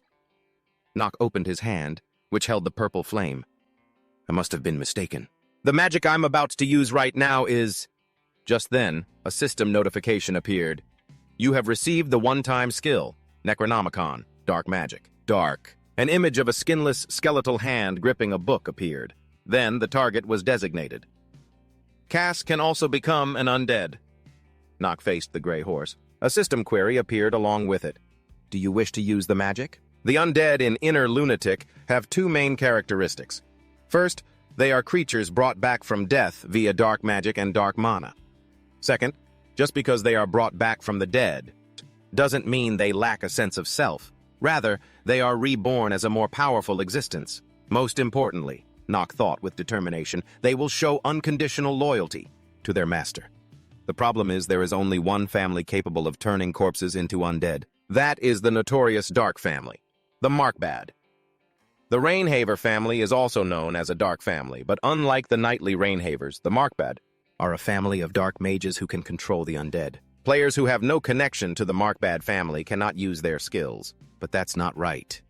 He smiled slyly. The one-time skill option I chose was the Necronomicon. As he thought that, suddenly from the magic circle, a pair of pitch-black hands shot up, startling Nock. More and more strange black things began to envelop Cass and Nock, surrounding Cass in countless numbers as if wanting to swallow him whole. Just then, Nock suddenly coughed up blood. Seeing this, Rona panicked and cried out, "Young master!" Though he was at his limit, he still tried to reassure her. Shh, just a little more. The moment he finished speaking, Nock's face went blank. He had pushed himself too far and coughed up a mouthful of fresh blood. Powerless, he slammed his hand down on the magic circle. My mana, it's completely drained. Damn it! But then his eyes suddenly lit up as if he'd found a glimmer of hope. It turned out the mana had been slowly gathering inside. Cass reared up, its mouth wide open. Then a system notification appeared. Skill successfully activated. Nock stared at the scene in utter amazement. Under the stream of purple mana, the player's pet was reborn as an undead spirit. Its previously black eyes were gone, replaced by a blinding white. Seeing this, Nock finally reacted, joyfully exclaiming, "It worked!" Meanwhile, Rona was so worried she was on the verge of tears. Young master! But thankfully, Nock was unharmed. He pushed himself up with his hands, slowly getting to his feet, and as soon as he stood up, Nock wiped the blood from his mouth. Then, the newly revived Cass, looking much more badass, approached him as an information panel slowly materialized. Positive attributes. Steel stamina. Extraordinary warhorse. Courageous. Neutral. Unwavering devotion. Basic information. Name, Cass. Gender, male. Rank, high. Age, unknown. Species, Blackstone, undead, steed. Primary element, dark. Trait removal. The fated death characteristic will be removed. For a limited period of 1 year, the pet's growth rate will increase by 1.5 times. As an undead, it can be summoned and dismissed at will, depending on the player's mana. Nock gently stroked Cass's head and declared, "From now on, I am your master." He was just thinking about something when, suddenly, something made both Nock and Cass jump in surprise. It was Rona, who, overjoyed, ran and threw her arms around both of them. Nock, nearly suffocated by the hug, managed to gasp, "Rona, what do you think you're doing?" She was crying her eyes out, tears of happiness. Then Rona started rambling non-stop, much to Nock's helpless dismay. "Young master, I thought something awful had happened to you. How could you use your mana so recklessly? And I thought something had happened to Cass, too." But Cass just scowled and turned its head away. Seeing this, Rona became indignant. "Cass, do you have any idea how worried I was about you? Give me back my carrots!" Watching the two of them bicker playfully, Nock felt much more relaxed. He smiled, completely content. All right, I guess it's time for the next photo fragment. A few days later, in the dead of night, Nock ascended a flight of stairs. A horse in the stable neighed restlessly, but he kept walking, clad in a black cloak. In one hand, Nock carried a glittering object, and in the other, a map fragment. He observed the two items, silently calculating his next move. The path hasn't changed much from the game. He folded the map, sighing in relief. Nock looked ahead with determination. The second photo fragment of the Wren Harper family. It's an item I have to obtain. A key that can nullify negative stats, even a terminal illness. As he was thinking, suddenly a loud noise from within the forest grabbed his attention. Nock gripped the sword at his side, ready to strike, but there was nothing there. An uneasy expression appeared on his face. Am I just being paranoid? But there was a sign hanging in the middle of the forest. Nock's expression turned grim. This isn't a game anymore. This is reality. The sign he'd seen read, "Warning, Forest of Lost Children. Children are forbidden. Those who enter will become lost and perish." At that moment, Nock was worried. I don't want to die a second time. A notification appeared. You have entered the Forest of Lost Children. If you cannot complete the mission, you will forfeit your life here. Amidst the rustling wind and falling leaves, Nock's figure slowly walked on. The Forest of Lost Children, within the Rainhaver territory, is considered a forbidden zone. Because of the perpetual darkness and fog, no matter how skilled one is at finding their way, it is nearly impossible to find an exit. With a calm expression, Nock thought, so this is the meaning of its name. A place where anyone can become as lost child. However, his gaze shifted as he thought further. But in the game, the name had another meaning too. An image of a treasure chest flashed in his mind. Nock thought, it means, if an adult is strong enough to defeat the monsters here, they won't get any of the treasures. A shiver ran down Nock's spine as he thought about it. On top of that, the system drastically increases the monster difficulty for adults, doesn't it? I lost count of how many tries it took me to beat them. That's why this forest's difficulty rating is at least... Nock smiled and said aloud, about 2.5 stars. Of course, the maximum difficulty is 5 stars. He then thought, this really is the most difficult game. He stood there, stretching his arms and legs, muttering, to be honest, I struggled a lot to clear this place the last time I played, and all without knowing what kind of reward I'd get. But thinking about it now, it's the perfect item for someone with the terminal illness attribute, isn't it? With his thoughts settled, Nock stepped forward. All right, then. He immediately lit a torch, holding it high. As its light flared across the forest, a terrifying screech echoed through the trees. A gust of wind blew the torch flame to one side. Nox held it tightly, thinking to himself, the most important key to conquering the Forest of the Lost.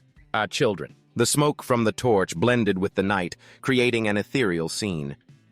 He stood there alone, observing, as a thought echoed in his mind. The direction of this mist. But Nox's gaze was incredibly determined. He was sure, and very confident. Or to be more precise, it's the opposite direction of the mist, isn't it? Nox closed his eyes tightly, thinking, before I move on, he suddenly realized something was off. He immediately gripped his sword tightly, then Nox turned around and called out, how much longer are you going to hide? Why don't you show yourself? The only response to his question was the silence of the forest. He sighed in annoyance. Still planning on hiding, are you? Nox drew his sword and slashed forcefully towards the bushes. Cutting back to an earlier scene, Thalia spoke aloud. I can't believe my beautiful appearance is this useless. She sat angrily, staring at her reflection in the mirror. I just don't get it.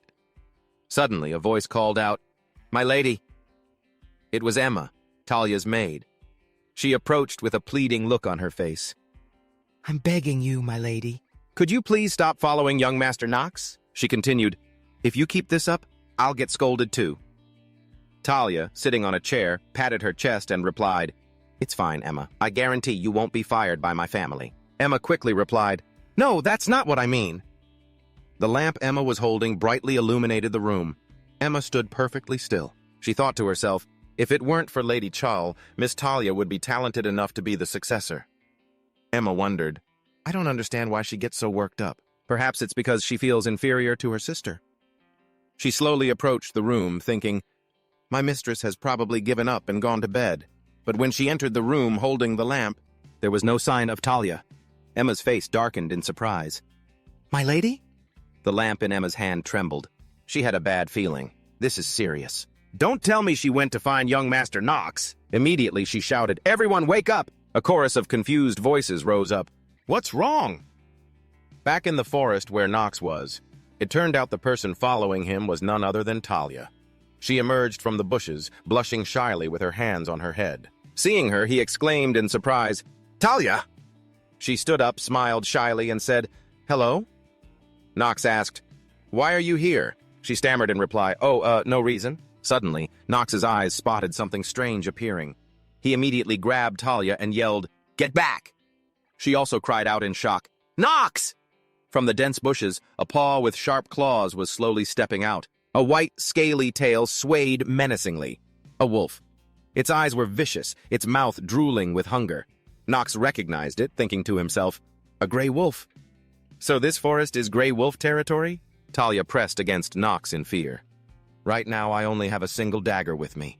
The wolf circled them, as if assessing the situation. Its eyes never left them.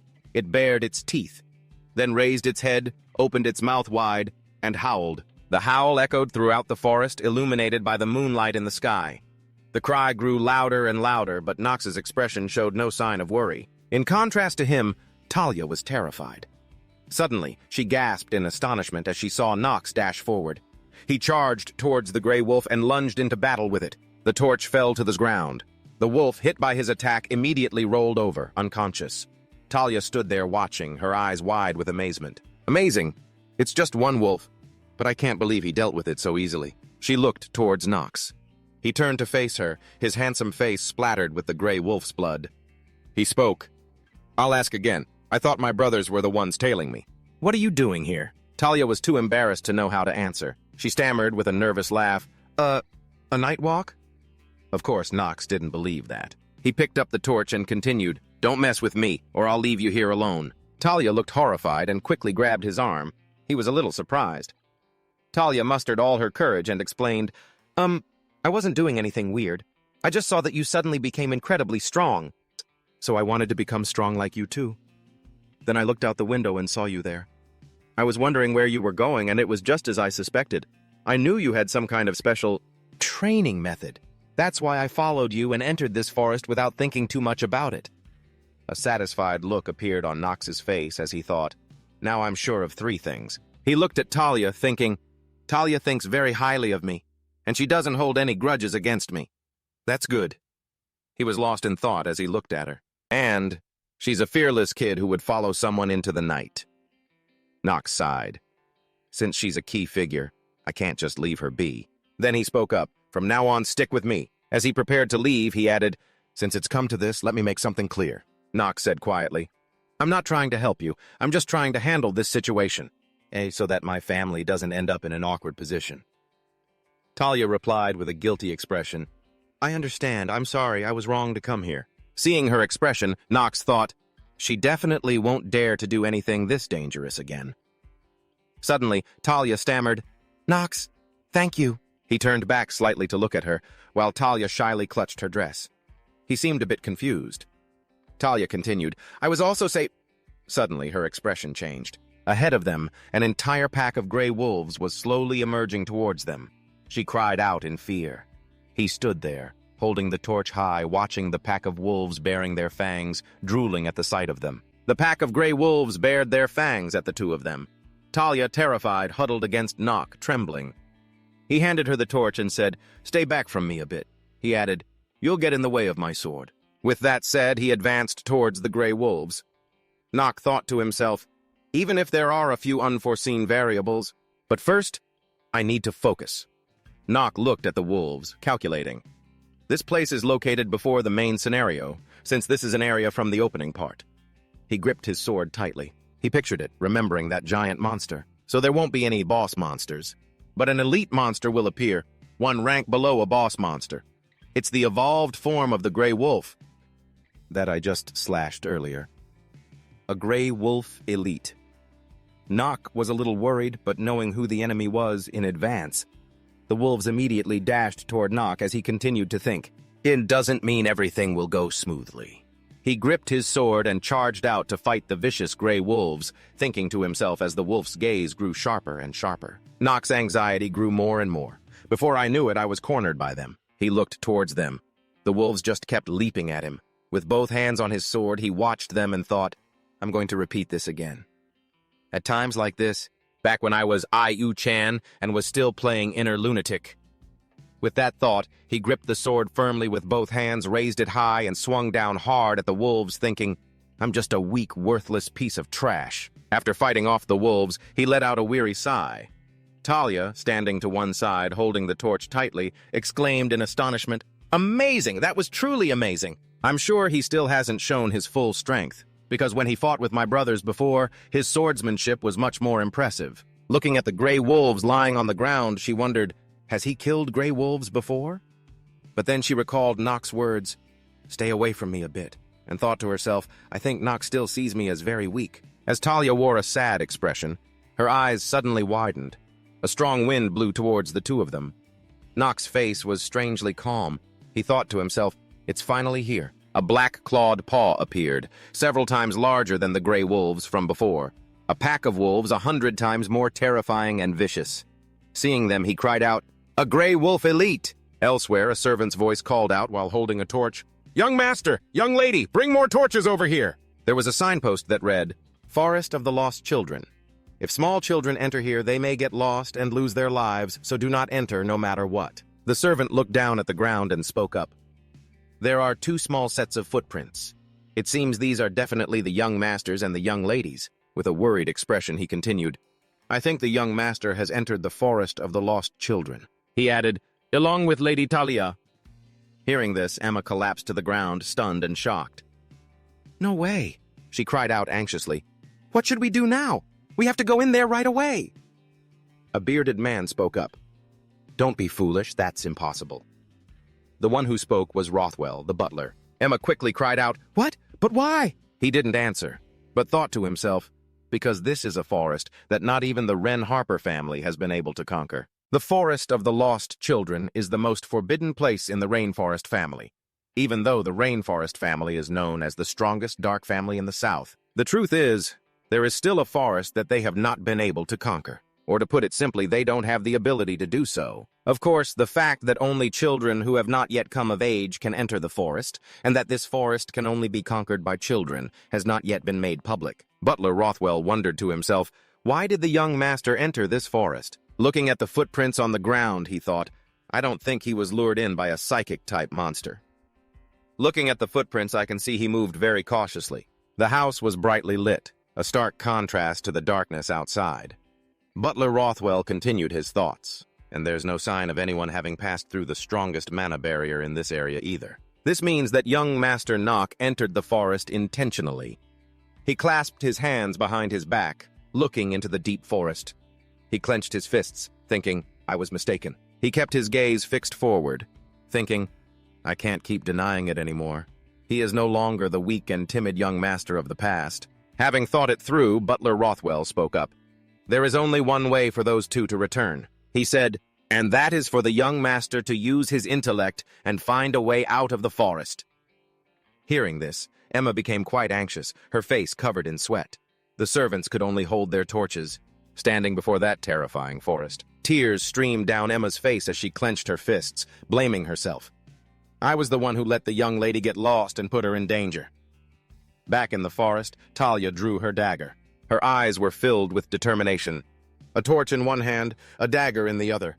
Nock looked at her and remarked, even though she's scared, she's still maintaining her focus. Then he instructed her.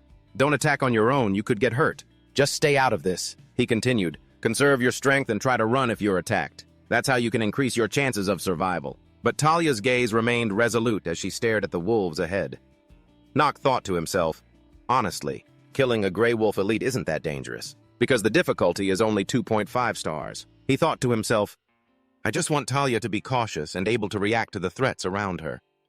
He glanced at her, praising her internally. Looks like she's taking it well. Besides, she's not strong enough for me to trust my back to her. Nock looked towards the wolf pack and said, now then, let's make an announcement. The words, Moment of the Genius has been activated, appeared as a powerful golden light erupted around Nock's body. He thought to himself, I'll use this skill and finish it in one blow. The wolf in front of him, with 3 scars over its left eye, just stared quietly at Nox. Both he and Thalia were a bit stunned. The pack of wolves bared their teeth at their prey. Seeing this, Nox smiled. Don't tell me. It's this wolf. Immediately, a wolf leaped towards him. Nox gripped his sword and slashed at it, but the rest of the pack didn't charge. Nox wondered, why did they stop? A large wolf lay on the ground, its paws crossed, looking calm. Suddenly, others lunged out of nowhere, but Nox knocked them all away. The pack relentlessly surrounded him, howling loudly. Surprised, Nox turned to look. Just as it was about to attack him, Thalia rushed in and slashed the wolf's back with her blade. He looked at her as she yelled, "Be careful!" She thought to herself from behind the bushes, "Even though Nox told me to run if there was danger, I can't just do that." But Thalia was gradually gathering more courage. Seeing this, he thought to himself, "Thalia, are you trying to help me?" In an instant, she was perched on a tree branch. Thalia held up a torch and asked worriedly, "Nox, are you okay?" She was extremely worried about him and asked, "Are you hurt anywhere?" Seeing her like that, Nox thought to himself, "Thalia, I can't believe she just helped me." Suddenly, his eyes shot wide open when he heard a noise. He immediately swung his sword, sending the wolves flying. He was now panting heavily. Then, Nox turned and answered her, "I'm still okay." But in his head, he thought, now is not the time for stray thoughts. Hearing his voice, she relaxed a bit and said, "What a relief." Nox thought, frustrated, "I'm looking pathetic again." Suddenly, something caught his attention. He glanced down and thought, the skill's effect is being reflected back. Damn it! Just then, a wolf's paw stepped forward while he was lost in thought. But the fight wasn't over yet. The wolf's eyes were filled with furious, terrifying rage. Nox smirked and thought to himself, time to end this. The two were sizing each other up. The wolf stared at him. Right then, it began to circle Nox, its gaze filled with fury. Immediately, the wolf used its power and lunged at him. His eyes widened as he thought, "It's coming!" Nox scanned his surroundings to assess the situation. Then he very quickly dodged the wolf. Suddenly he was horrified. He stood frozen and thought, "This beast, don't tell me." It was then that Nox realized, I was too slow. Immediately the wolf attacked him with great force. Everything happened in a flash. Seeing it unfold, Thalia screamed, "Nox!" Right after, the wolf darted away and vanished. Covered in injuries, he thought, "Damn it." Nox gritted his teeth and said, "Is this really a 2.5-star difficulty? It's ridiculously strong." Then he stumbled into the forest. He pictured the wolf in his mind and thought, "This gray wolf elite is so much smarter than in the game." Nox got into a fighting stance and told himself, "I was too careless." He glanced around and thought, "I should have realized as soon as I saw the way it controlled the other monsters. Who would have thought it even knew how to use the terrain to fight?" Just then there was a rustle in the leaves. Instantly, the wolf attacked Nox from behind. Seeing this, he told himself, "From now on, I have to stay on the defensive first." Then he swung his sword, thinking, and then counterattack. The wolf immediately dodged his strike. Nox was breaking out in a cold sweat. The wolf glared at him, its face incredibly fierce. Then, it let out a loud roar. Seeing this, Nox thought, it's waiting for the right moment, for a weakness to appear. He gripped his sword tightly. Right after I swing my sword wide. Then he gritted his teeth and yelled, "Ha!" Suddenly his face went blank as he thought, a counter skill. Then the wolf roared and charged straight at him. Hearing its roar, he thought, I didn't anticipate this. Because this is a game I've cleared countless times. Did I get too arrogant and thought I could do anything? He was stunned, thinking, what a stupid decision. Then Nox clenched his jaw, completely bewildered. Then he threw his sword straight into the wolf's eye. He thought, a dagger. He glanced towards Thalia and continued thinking, if it can exploit my weakness, then in return, our side can exploit its weakness. As he looked at Thalia, he thought, the one who can create that variable isn't me. Just then, Nox drew his blade. Then he yelled and stabbed the wolf with a critical blow. The wolf screamed in agony. It continued to howl as Nox's hand trembled violently. But Nox had killed the wolf. Just then, Thalia yelled out his name, Nox! Suddenly, she seemed to see something. From a distance, more wolves started to approach. Then they all fled for their lives into the forest. Right then, Thalia jumped down from the tree. She approached Nox and checked on him. Nox, are you okay? He replied, yeah, I'm okay.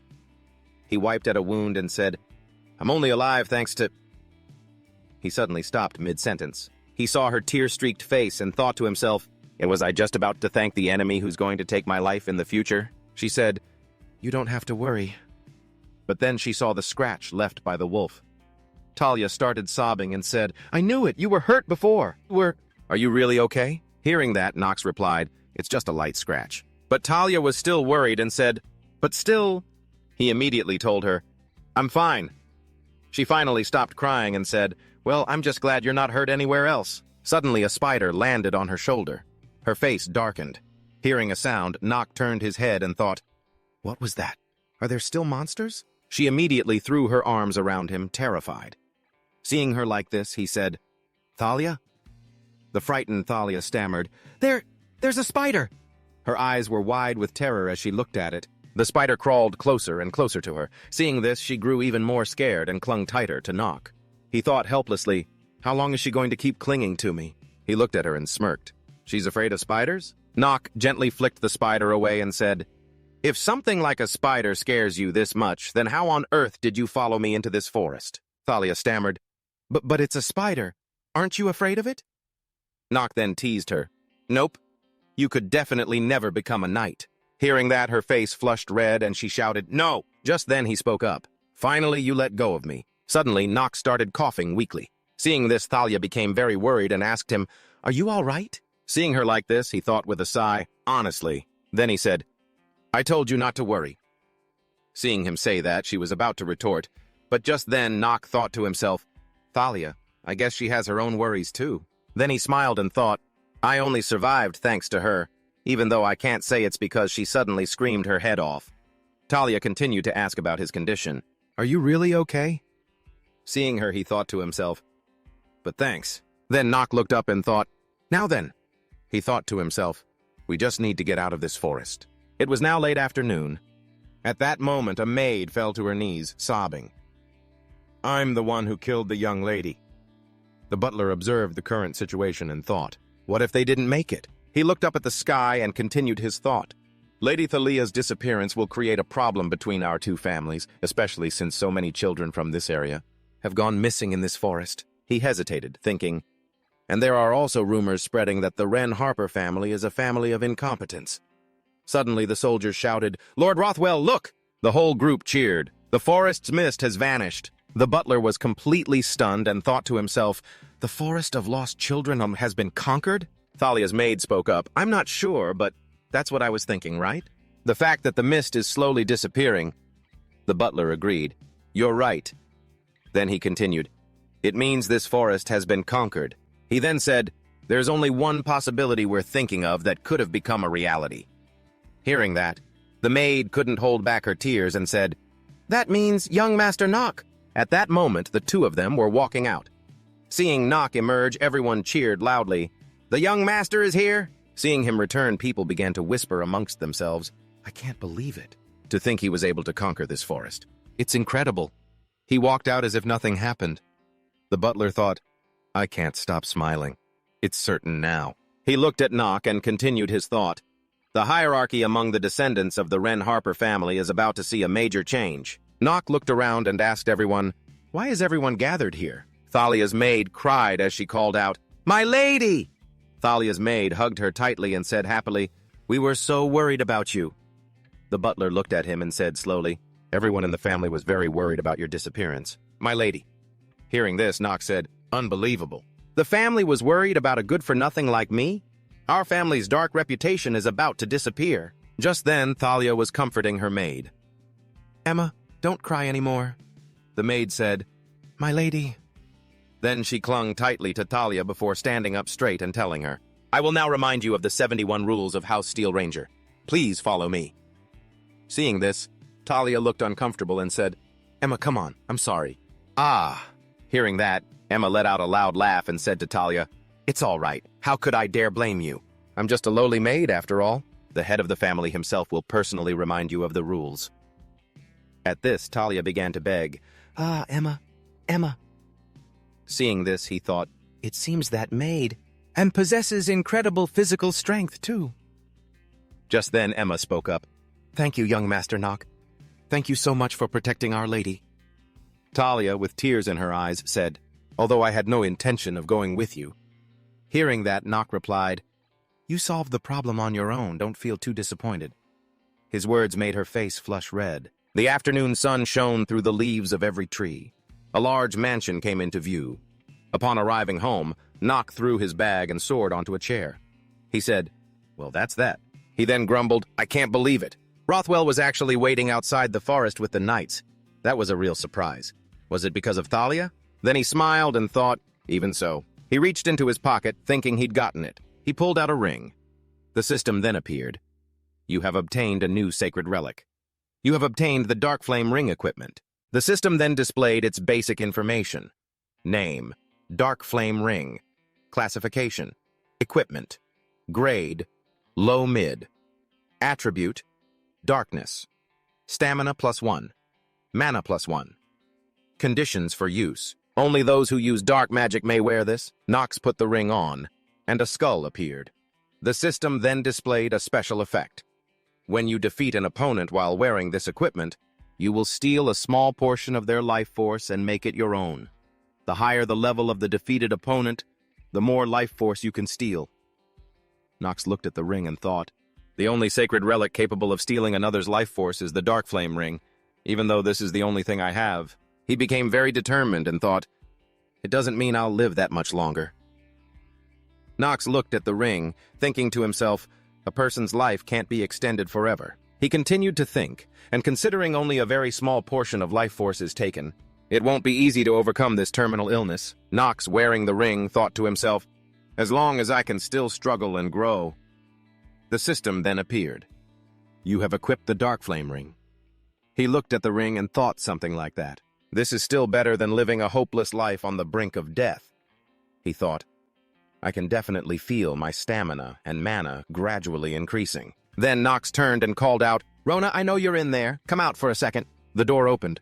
Rona peeked her head out and stammered, Young master, can you see through things or something? He replied to her, Maybe I can. Hearing that, she shrieked, Eek! Does that mean you can see my naked body? Hearing that, Nox got angry and flicked her on the forehead. What the hell are you talking about? She held her head and yelled, Ow, that hurts! She then pouted and said, Why does it feel like getting flicked by you hurts even more now? Just then, Nox put his hand down and said to Rona, Stop talking nonsense. Let's arm wrestle.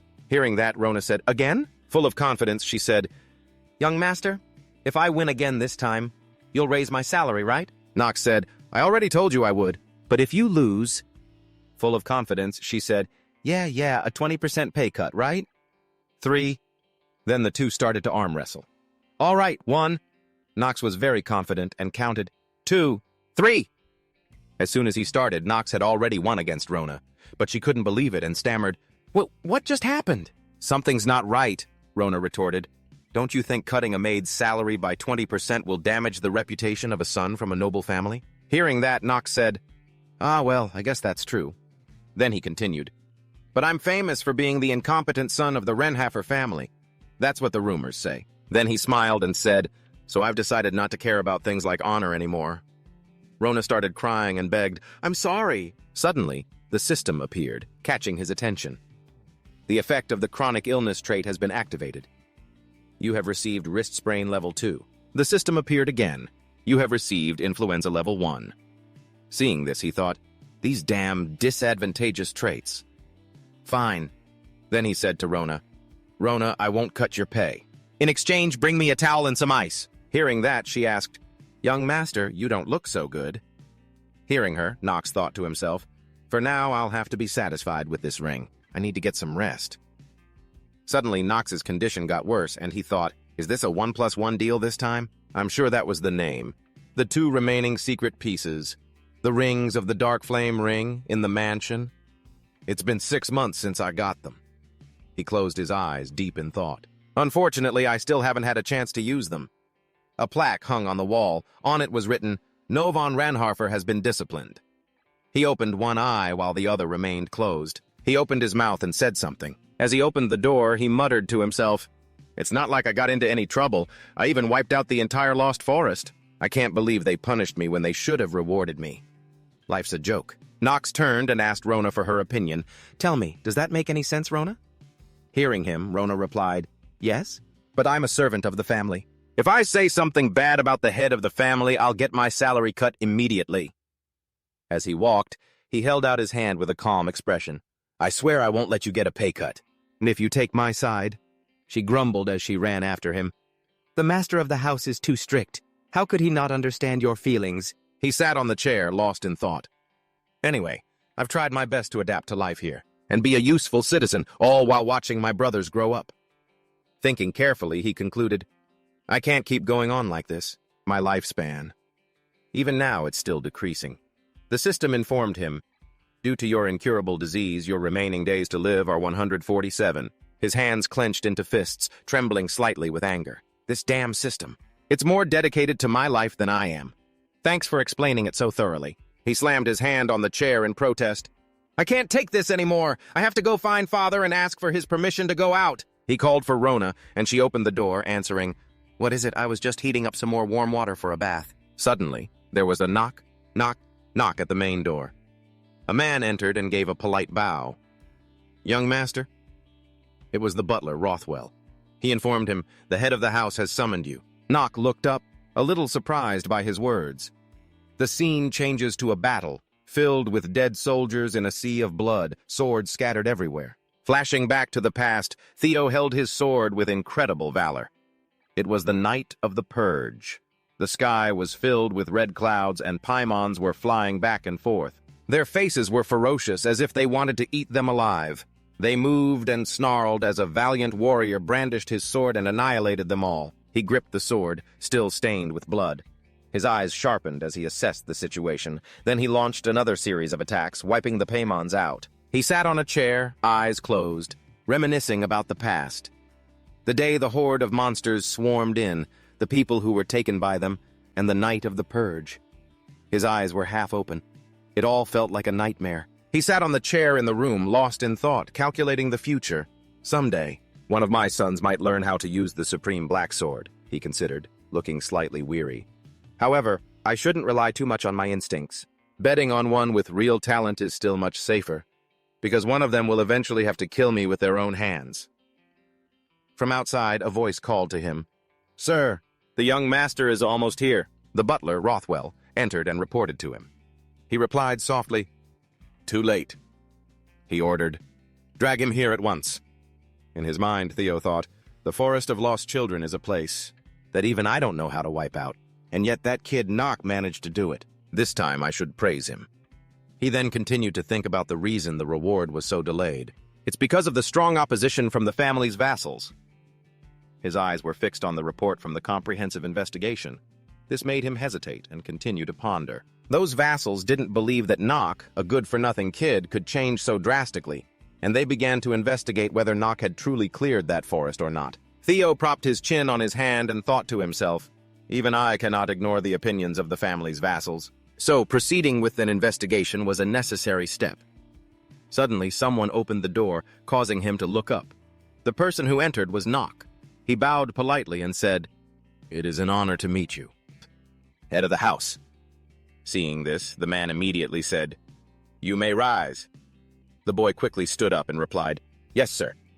Then the man slowly said to him, I'm sure you already know that your impulsive actions were wrong. Knock lowered his head and replied, Yes, sir. The man clasped his hands together and spoke to him. However, fulfilling my duty is my responsibility. Even if someone is incompetent and useless, a person who has achieved something still deserves a reward. I have called you here to discuss your reward. Hearing him say that, the boy asked in bewilderment, A wish? The man looked at him and said calmly, I will grant any one wish you have. Anything? Hearing him say that, countless doubts appeared in the boy's mind. What? Dad is saying I can have anything I want? He looked at the man's mysterious face. He thought to himself, Even for a hardcore lunatic-level grinder like me, this is the first time I've ever seen Theo offer a reward. His face was deep in thought. He's usually so overpowered and strict, isn't he? This feels like I've just been shot in the head. No, it's more like being stabbed in the back. Immediately, the boy said clearly, Anything at all? The man looked at him for a few seconds, then stood up, slammed his hands on the table, and said in a loud voice, I will give you anything, as the head of House Wren Harper. He then continued, This promise is absolute. I swear it on the ever-glorious history of the Black Sword. Seeing the man's serious expression, the boy thought to himself, I thought he was joking, but he's dead serious. Yes, sir? Then the man spoke up. Of course, if the request is too ridiculous, then I will have to reconsider my opinion of you. However, I trust you will not ask for such a thing. Hearing that, the boy calmly said, Of course. Father, please give me some time to think. Hearing that, the man said to him, Very well. For now, I will lift your confinement. Yes, sir. At that moment, the man set a condition for Knock. However, you are not allowed to cause trouble again like last time." The boy immediately agreed. "Yes, head of the house." The man continued, "You must always remember in your heart that you are of house." Ren Harper. The next day, everyone had gathered in the hall. A girl with a kind face wore a gentle smile. The orange-haired girl said her goodbyes. "Well then, I'll see you at the LD Academy." Nock avoided her words. She was still cheerful and said to him, "I'll come see you after that." "Got it?" Seeing this, the butler said to Nock, "Young master, you should answer the young lady's question." Hearing that, the boy sighed in complete helplessness and agreed, Yeah, fine." He then said to the girl, "On one condition. You have to become an official knight before then." She was overjoyed and made him promise, "You'd better keep that promise." He then told her, "At the very least, try not to freak out and panic the next time you see a giant spider." Hearing that, the girl's face clearly fell, and she immediately landed a powerful punch right in his stomach. Taking the full force of the blow, Nock thought angrily, "I knew I shouldn't have mentioned spiders." He then looked up at the sky thinking, "I should have just said it was a wolf." The girl gathered all her courage and said to him, "Anyway, I'll be back after I become an official knight, so you'd better watch your head carefully until we meet again." Hearing this, the boy was stunned, thinking in fear, "My head? Is she planning to chop my head off?" At that moment, the maid spoke up to thank him. "Thank you, everyone, for everything, especially you, young Master Nock." Hearing this, he spoke to her. "What do the Steiners have to do with me that requires your thanks?" The maid smiled. Thank you for saving Lady Thalia." Hearing this, his face remained expressionless. He then sighed and said, "Well, I didn't intend to save her in the first place." He then subtly dismissed her. "All right, go on now. Don't bother me anymore." He glanced behind him and thought to himself, and that's one person gone. Nock gazed at the falling leaves, his heart full of thoughts. "I wonder why I feel like I'm gradually getting used to this strange life, though I don't know the reason." He rubbed his stomach and thought, "But it's also quite fun." Suddenly, the system appeared with a notification. "Due to an incurable disease, your remaining days to live are 146. His face was blank with shock. He stared at the sky and thought, 146 days. There's no more time to relax. A few days later, Rona entered the room and said to Nock, "By the way, sir, you'll need to find a new maid and an attendant." Hearing that, he began to think, "A maid, huh? Now that you mention it." Just then, the butler entered and greeted him. "Good morning, young master." Seeing him, Nock asked, "Rosweise, what is it?" He pointed behind him and said, "Eldon Academy has sent a trainee maid to serve you, starting from today. This young lady will be serving you, so I brought her to pay her respects first." The girl bowed politely and introduced herself. "It is an honor to meet you, young master. My name is Gigi de Lovelian. I will begin as your exclusive maid starting today." Hearing this, he also introduced himself to her. "I am Nock von Forscha." His gaze towards Lovelian was piercing as he thought, "She is?" But very quickly, the system displayed a stream of information about her. Name, Gigi de Lovelian. Gender, female. Age, 15. Race, human. Primary element, earth. Talent, 4 pros. Appreciates talent, neutral, dedicated. Cons, two-faced, pitiful, machine-like, master liar, spy. Stamina, 8. Mana, 5. Luck, 1. Willpower, 3. Charm, 22. The system continued to display a notification. Passive skill, exceptional at housekeeping. Active skill, none. Current situation. The controlled subject is currently acting under the orders of Thavan, Ren Harper. It then displayed information about the current situation for him. Current situation. The controlled subject is currently acting under the orders of Thavan Ren Harper. Yes, I will do my utmost to support you. I knew it. They weren't going to let me leave this place in peace. Thavan Renharfer, one of the greatest villains and one of the most powerful figures in this entire world. When people wonder how he could possibly have achieved his current position, many have asked if he climbed to that rank using his swordsmanship alone. He's brilliant. There's no doubt about that. However, the main reason Thavan was able to climb to the role of head of the Renharfer family is because he is suspicious and distrustful of everything and everyone around him. This time, I have great expectations for you. Yes, my lord. I heard you lost your position as the heir to the Lovelian family. If you perform well this time, the Renharfer family will not hesitate to support you in that succession. I will support the young master with all my heart. No, I will monitor him closely and report everything back to you, my lord. Do not forget who your master is from this moment on. I can't hesitate for a second longer. A spy, huh? Theven probably wants to confirm whether the person inside this body is really Nock or not. Because demonic possession isn't exactly rare in Inner Lunatic, and Nock is a character whose soul was stolen by a demon countless times in the main story. But, that's fine. As long as he doesn't find out my true identity. But the problem here is Jichi.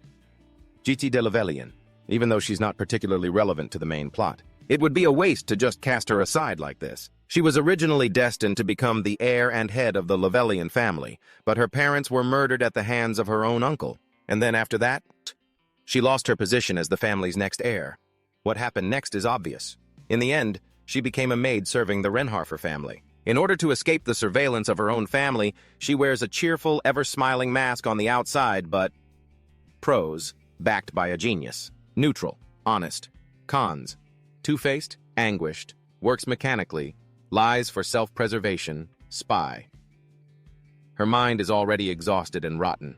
A character on the verge of a complete mental collapse. And so, her final decision, before the first part of the main story even begins, was to take her own life. What should I do? Is changing the storyline by saving someone who was destined to die the right decision? Even though I know that if I do so, it's no different from putting my own neck in a noose. The next day, from this day forward, we will hunt monsters in the forest within my territory. Of course, you two will follow and support me. What? Hunting monsters in the territory? I'm calling in sick. Understood. Jitsi, you can't just agree with everything like that. It's normal for a maid to be scared of monster hunting.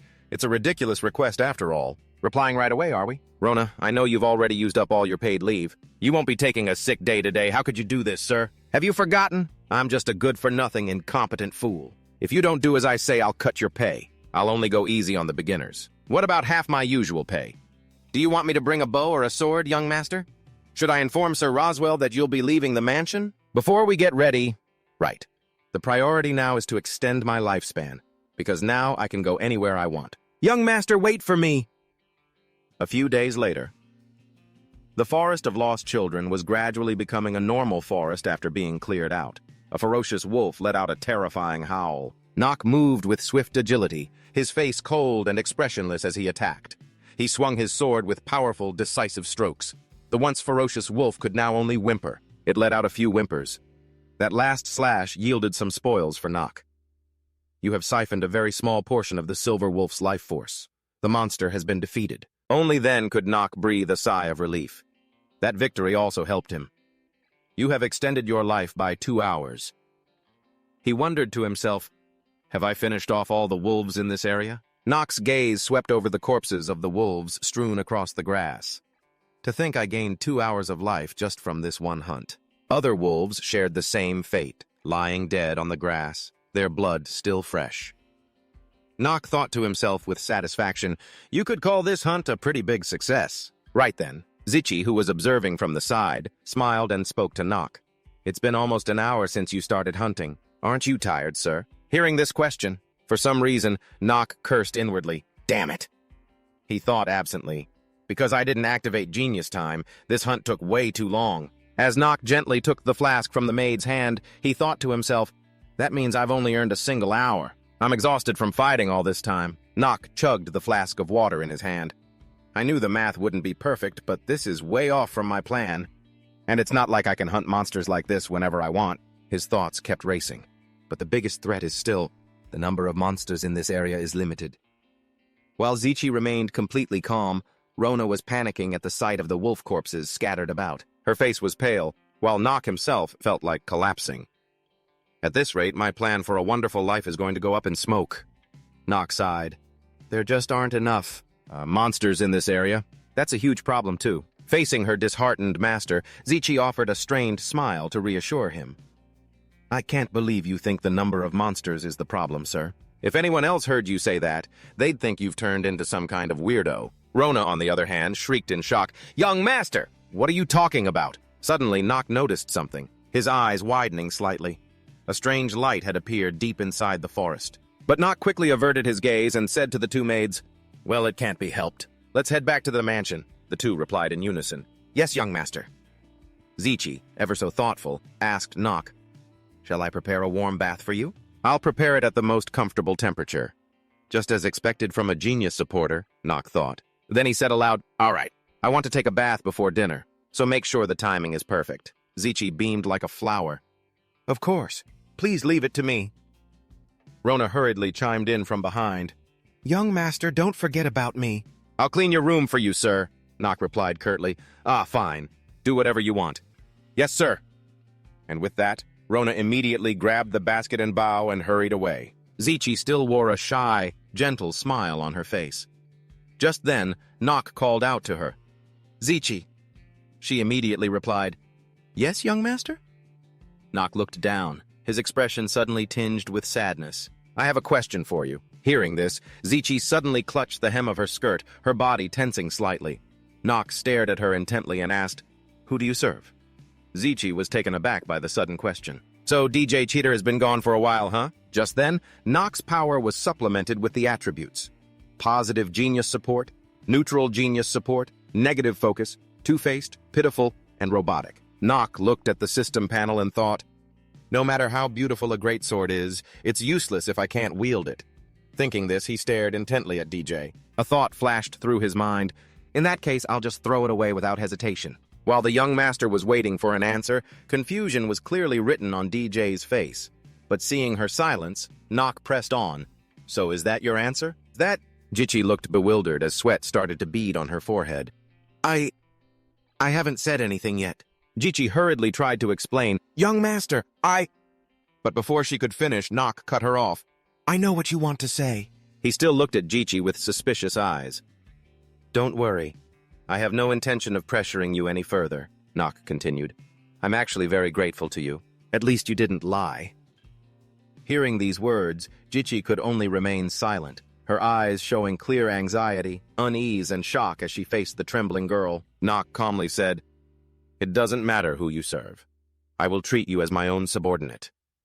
Hearing this, Zichi was even more surprised. Nock turned to leave, adding softly, "If you need to, feel free to use me as you please.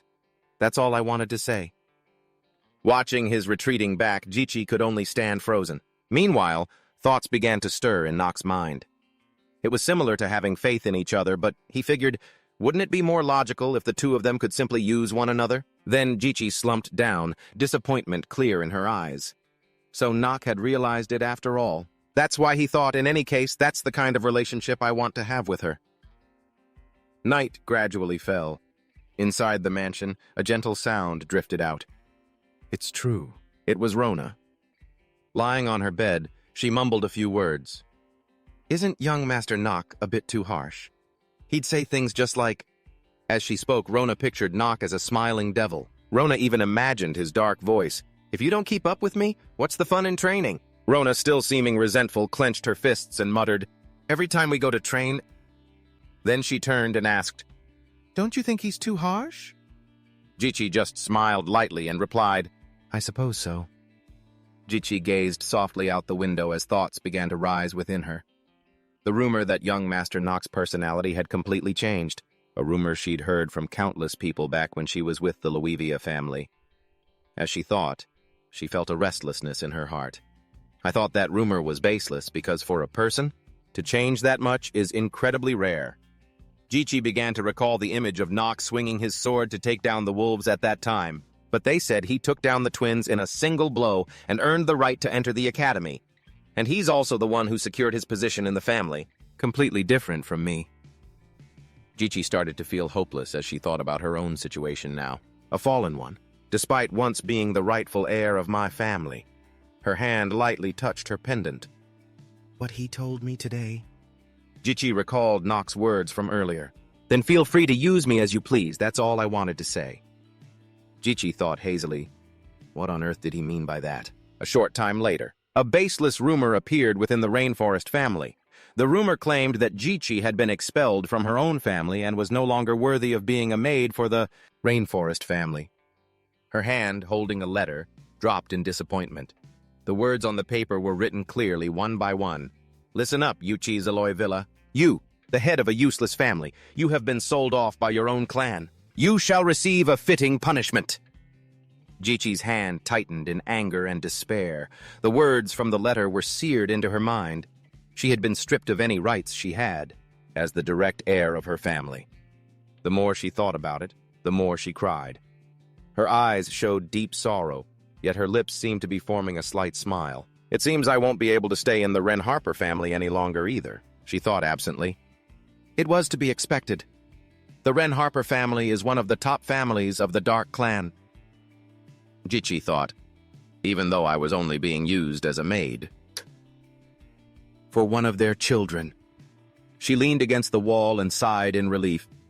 For a commoner like me who has just lost her title, I don't even have the right to serve him. She quietly opened the door, preparing to leave. I'll be disposed of soon and will be serving a new master before long. With that thought, Jichi left decisively.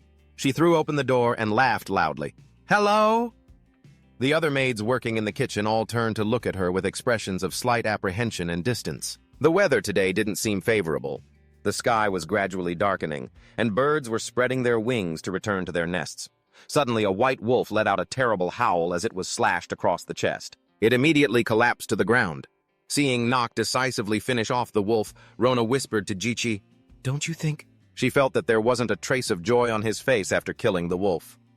Does the young master seem more strained than usual today? But Rona couldn't believe her eyes, because he was so different from before. In the past, he even had a bit of mercy. Her mind was now filled with question marks. But today, he was a little... Jichi was curious about everything that had happened. That caused Nock to change so drastically. Is it really true? Of course, she was also very worried about him. This makes me a little uncomfortable. Nock's sword was covered in the wolf's blood. This was unavoidable. He closed his eyes and plunged his sword into the ground, causing the remaining drops of blood to spatter onto his clothes. It was unclear what he was waiting for.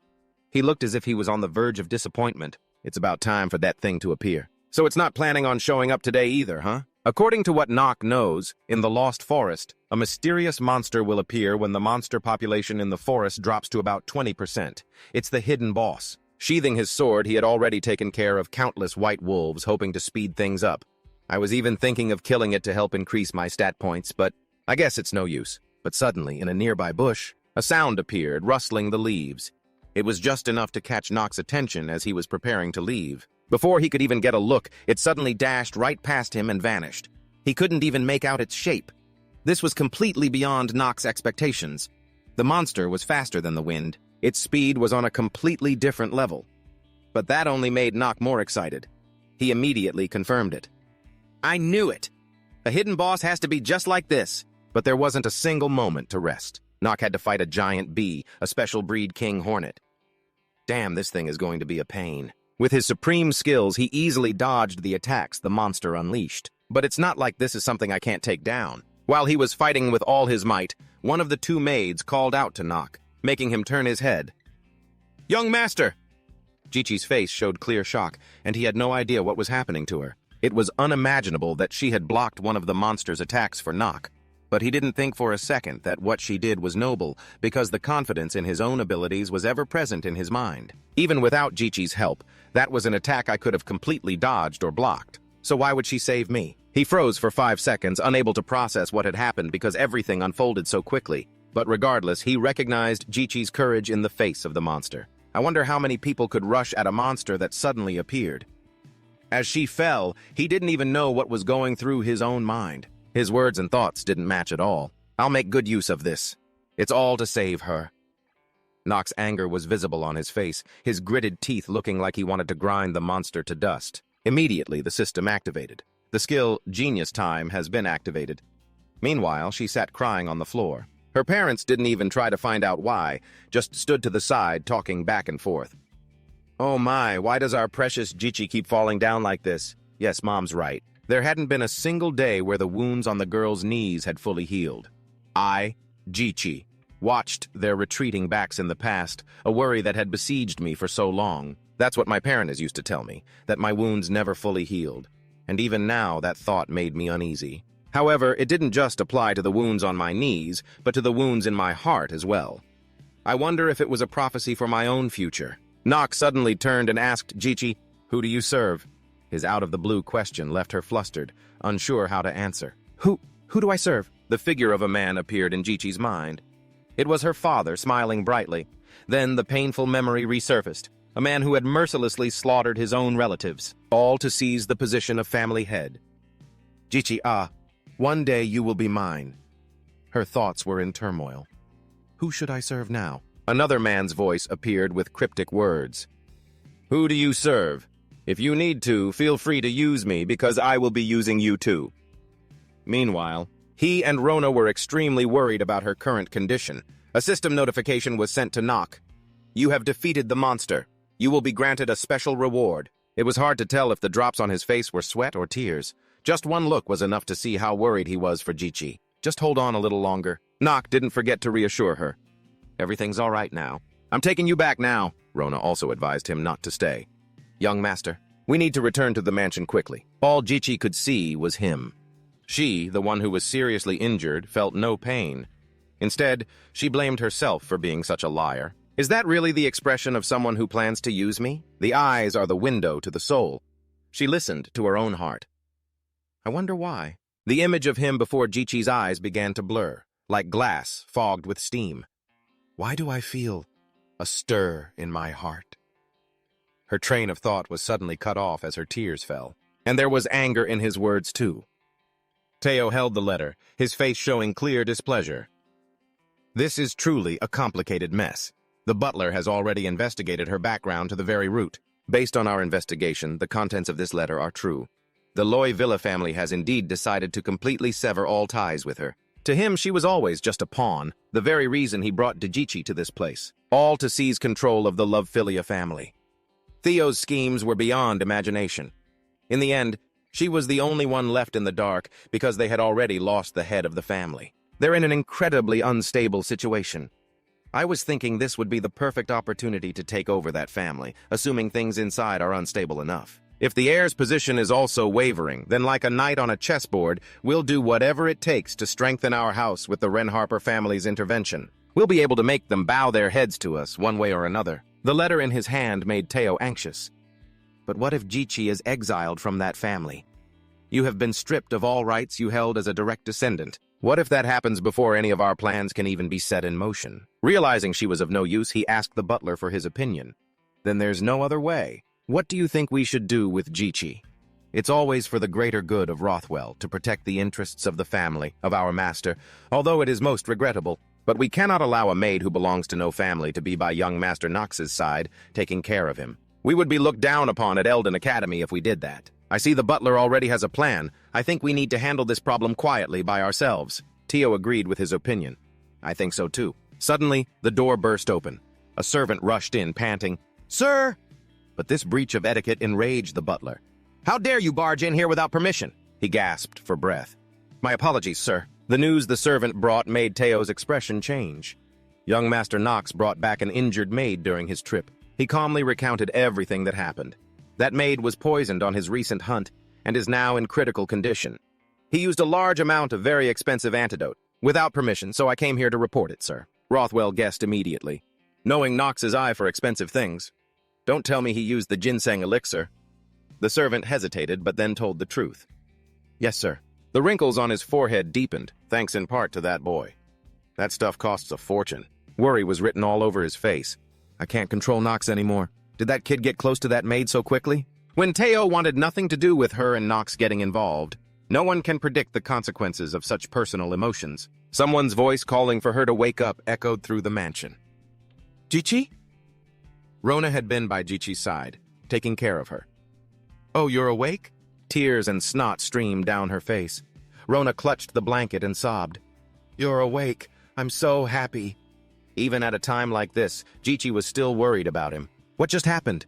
Is young Master Knox safe? But now, she recalled with a shock her own brave actions. How could I have dared to do that? With Rona's goldfish memory, a few key words were enough. The young master used a dose of antidote to help you. What was it called? Ginseng something? I saw the whole thing. Anyway, he used it, and they say it's really good stuff. The physician was utterly bewildered. Sir? Knox stood his ground and ordered, save her. It even surprised Rona. He completely ignored the physician's refusal, you know? And he said, use it on her, unless you want to die. Even though she's his personal maid. Rona could badmouth her master at any time. I guess that useless good-for-nothing side of him is still wrapped in white bandages. Jichi couldn't help but wonder. Ginseng? Why would he do that? Her hand trembled, clutching a corner of the blanket. Wasn't he just planning to use me? Rona saw her trying to get out of bed and quickly rushed to stop her. Chi-Chi! You need to rest more. Is your wound okay? But she just wanted to find him to get answers.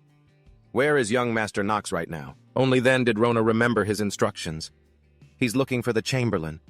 Oh, he told me to report to him as soon as you woke up. Before leaving, she didn't forget to remind Jichi. I'll be back soon. Remember to get plenty of rest, okay? After the door closed, the room fell silent. As expected, Jichi didn't listen and immediately stepped out of bed. She walked towards her suitcase. I wonder what she's looking for. Jichi carefully rearranged the scattered books. She also folded the shirts neatly. I shouldn't be here. The truth is, Jichi not only had low self-esteem, but she also tormented herself with it, feeling that she no longer deserved to be anywhere. Though heartbroken, she could only clutch her locket and leave. In silence, she gently opened the locket. Jichi treasured it so much because inside was a picture of her parents. Decisively, she took the picture out, looked at it for a moment before returning the locket to its owner. Jichi left a letter with the locket. Young master, I heard that you gave me a miraculous medicine. I believe it was not easy to obtain, even though she didn't want to leave. She looked regretfully at the letter she wrote. Thank you for saving my life. Through the window pane, the letter and the necklace could be seen. Her suitcase was nearly empty. But at this moment, her hands began to tremble. His familiar voice was enough to make her freeze. And just where do you think you're going? Unbelievable. That she and Nock would meet again on this very road. He hadn't even had time to change his clothes, rushing to find her. I'll ask again. Where are you going? Hey! Nock was inexplicably furious. Someone is about to die and the only thing you care about is how expensive the medicine is? Rossweiss timidly replied, No, that's not it. He explained, if I don't have the Patriarch's permission to use this medicine, then I can't use it. Besides, how could I possibly go against the Patriarch? It's not possible. Digichi was covered in blood, unconscious. Nock's face darkened as he questioned Rossweiss. Are you of a higher rank than me in this family? Answer me! Sweating nervously, he hesitated and said, I apologize, sir. He immediately gave an order. I will explain this to my father myself later. Now hurry up. Hearing this, Rossweiss immediately got to work, replying, I understand, sir. Rona stood by the bed with tears in her eyes, asking, Will Digichi be all right? Rossweiss took the vial of medicine and gave it to Digichi, answering, The poison's effects have been neutralized now. She'll recover soon. Rona sighed in relief. Thank goodness. Seeing Nock's dazed expression, Rona called out, Young master. He stepped outside, saying, Come and inform me personally when Digichi wakes up. A voice echoed in the luxurious room. What is it? It was Nock's father, Theo. He continued, You rarely come to see me on your own. Is it because of that maid? Nock knelt on the floor, his expression dark. Master Actor has been activated. Theo, sitting quietly in his chair, spoke up. Is it about just one thing? Kneeling with his head bowed to the floor, he said, I remember you once said you would grant one wish of mine. Theo replied, That's right. But Nock's eyes grew resolute. He declared, Digichi Z love Philia. I want you to give her to me. She's someone who has been cast out from her own family. Theo looked down, deep in thought. Nock thought to himself, a butterfly effect that will influence the main story. Later on, so what if she's Theo's spy? That doesn't matter anymore. Nock recalled the events of the day. Today, when I saw her trying to save me, I realized a few things. He thought back to before, to the answer she didn't give me clearly last time. Nock recalled the image of Digichi kneeling, thinking, Digichi has already shown me with her actions. Then Theo replied, I understand. If that is what you wish, it shall be done. The next moment, Nock stood up, about to turn and leave, but he spoke to his father once more. Patriarch, this unworthy son of yours has one more matter to report. Oh? Theo consented. Speak, he said, even if you are my father. A notification appeared. Warning, the effectiveness of Master Actor is decreasing due to your agitated state. But Nock angrily cried out, Please, do not bother my people anymore, he finished. In a dark room, Nock looked at the green-haired girl holding a suitcase and asked, And just where do you think you're going? Nock, Digichi replied. About that. I'm about to leave this place. I feel like I don't belong here anymore. She continued, trembling as she spoke. Thank you, sir, for everything you have done for me. Hearing this, Nock said, I will ask you one more time. His expression calmer, he asked, Where are you going, instead of serving me? My maid. Digichi lowered her head, hesitating. But you already know the answer. I received an order from the patriarch to monitor you, which means I have deceived you. She cried pitifully as she spoke, then questioned him. But, why are you trying to keep me here? I deceived you. She cried out, I would have no grounds to complain even if you threw me out this instant. So why? Nock looked at her and thought to himself, so this is the real Digichi. Behind her actress facade, this side of her is more like a real person. A person who chooses not to give up and struggles to push through that moment, no matter how difficult or dark it may be. He spoke softly. People often deceive each other a lot in the beginning, you know. Dichi cried out, But my lord, I've wronged you so terribly. He replied, That's precisely the reason. He continued, After causing such a mess, you think you can just leave without making amends to me? Whoever said I would allow you to leave like that? Dichi replied, My apologies, my lord. Nock reached his hand out to her, saying, Dichi, you will stay here. I don't care what my father thinks. I don't need the Love Villa family name. In your name. Then he stepped closer, placed a hand on his chest, and said, I only need your talent. Hearing this, Dichi whispered, Young master. Nock walked past her and declared, That is why I want you to stay. Help me, stand by my side until you have atoned for the mistake you've made, as my personal maid. Hearing this, Dichi froze, surprised. But a moment later, moved to tears, she replied, I understand, young Master Nock. As Nock walked away, Dichi turned slightly to watch him, vowing, I will be by your side, forever, and I will always be there to help you. Nock smiled and called out, Excellent. Suddenly, Dichi asked, You've asked me this question before. You asked me who I served, didn't you? He answered, Yes, that's right. She then replied, Now you know who that person is, don't you? Nock said softly, Yes, I know. I know who it is now.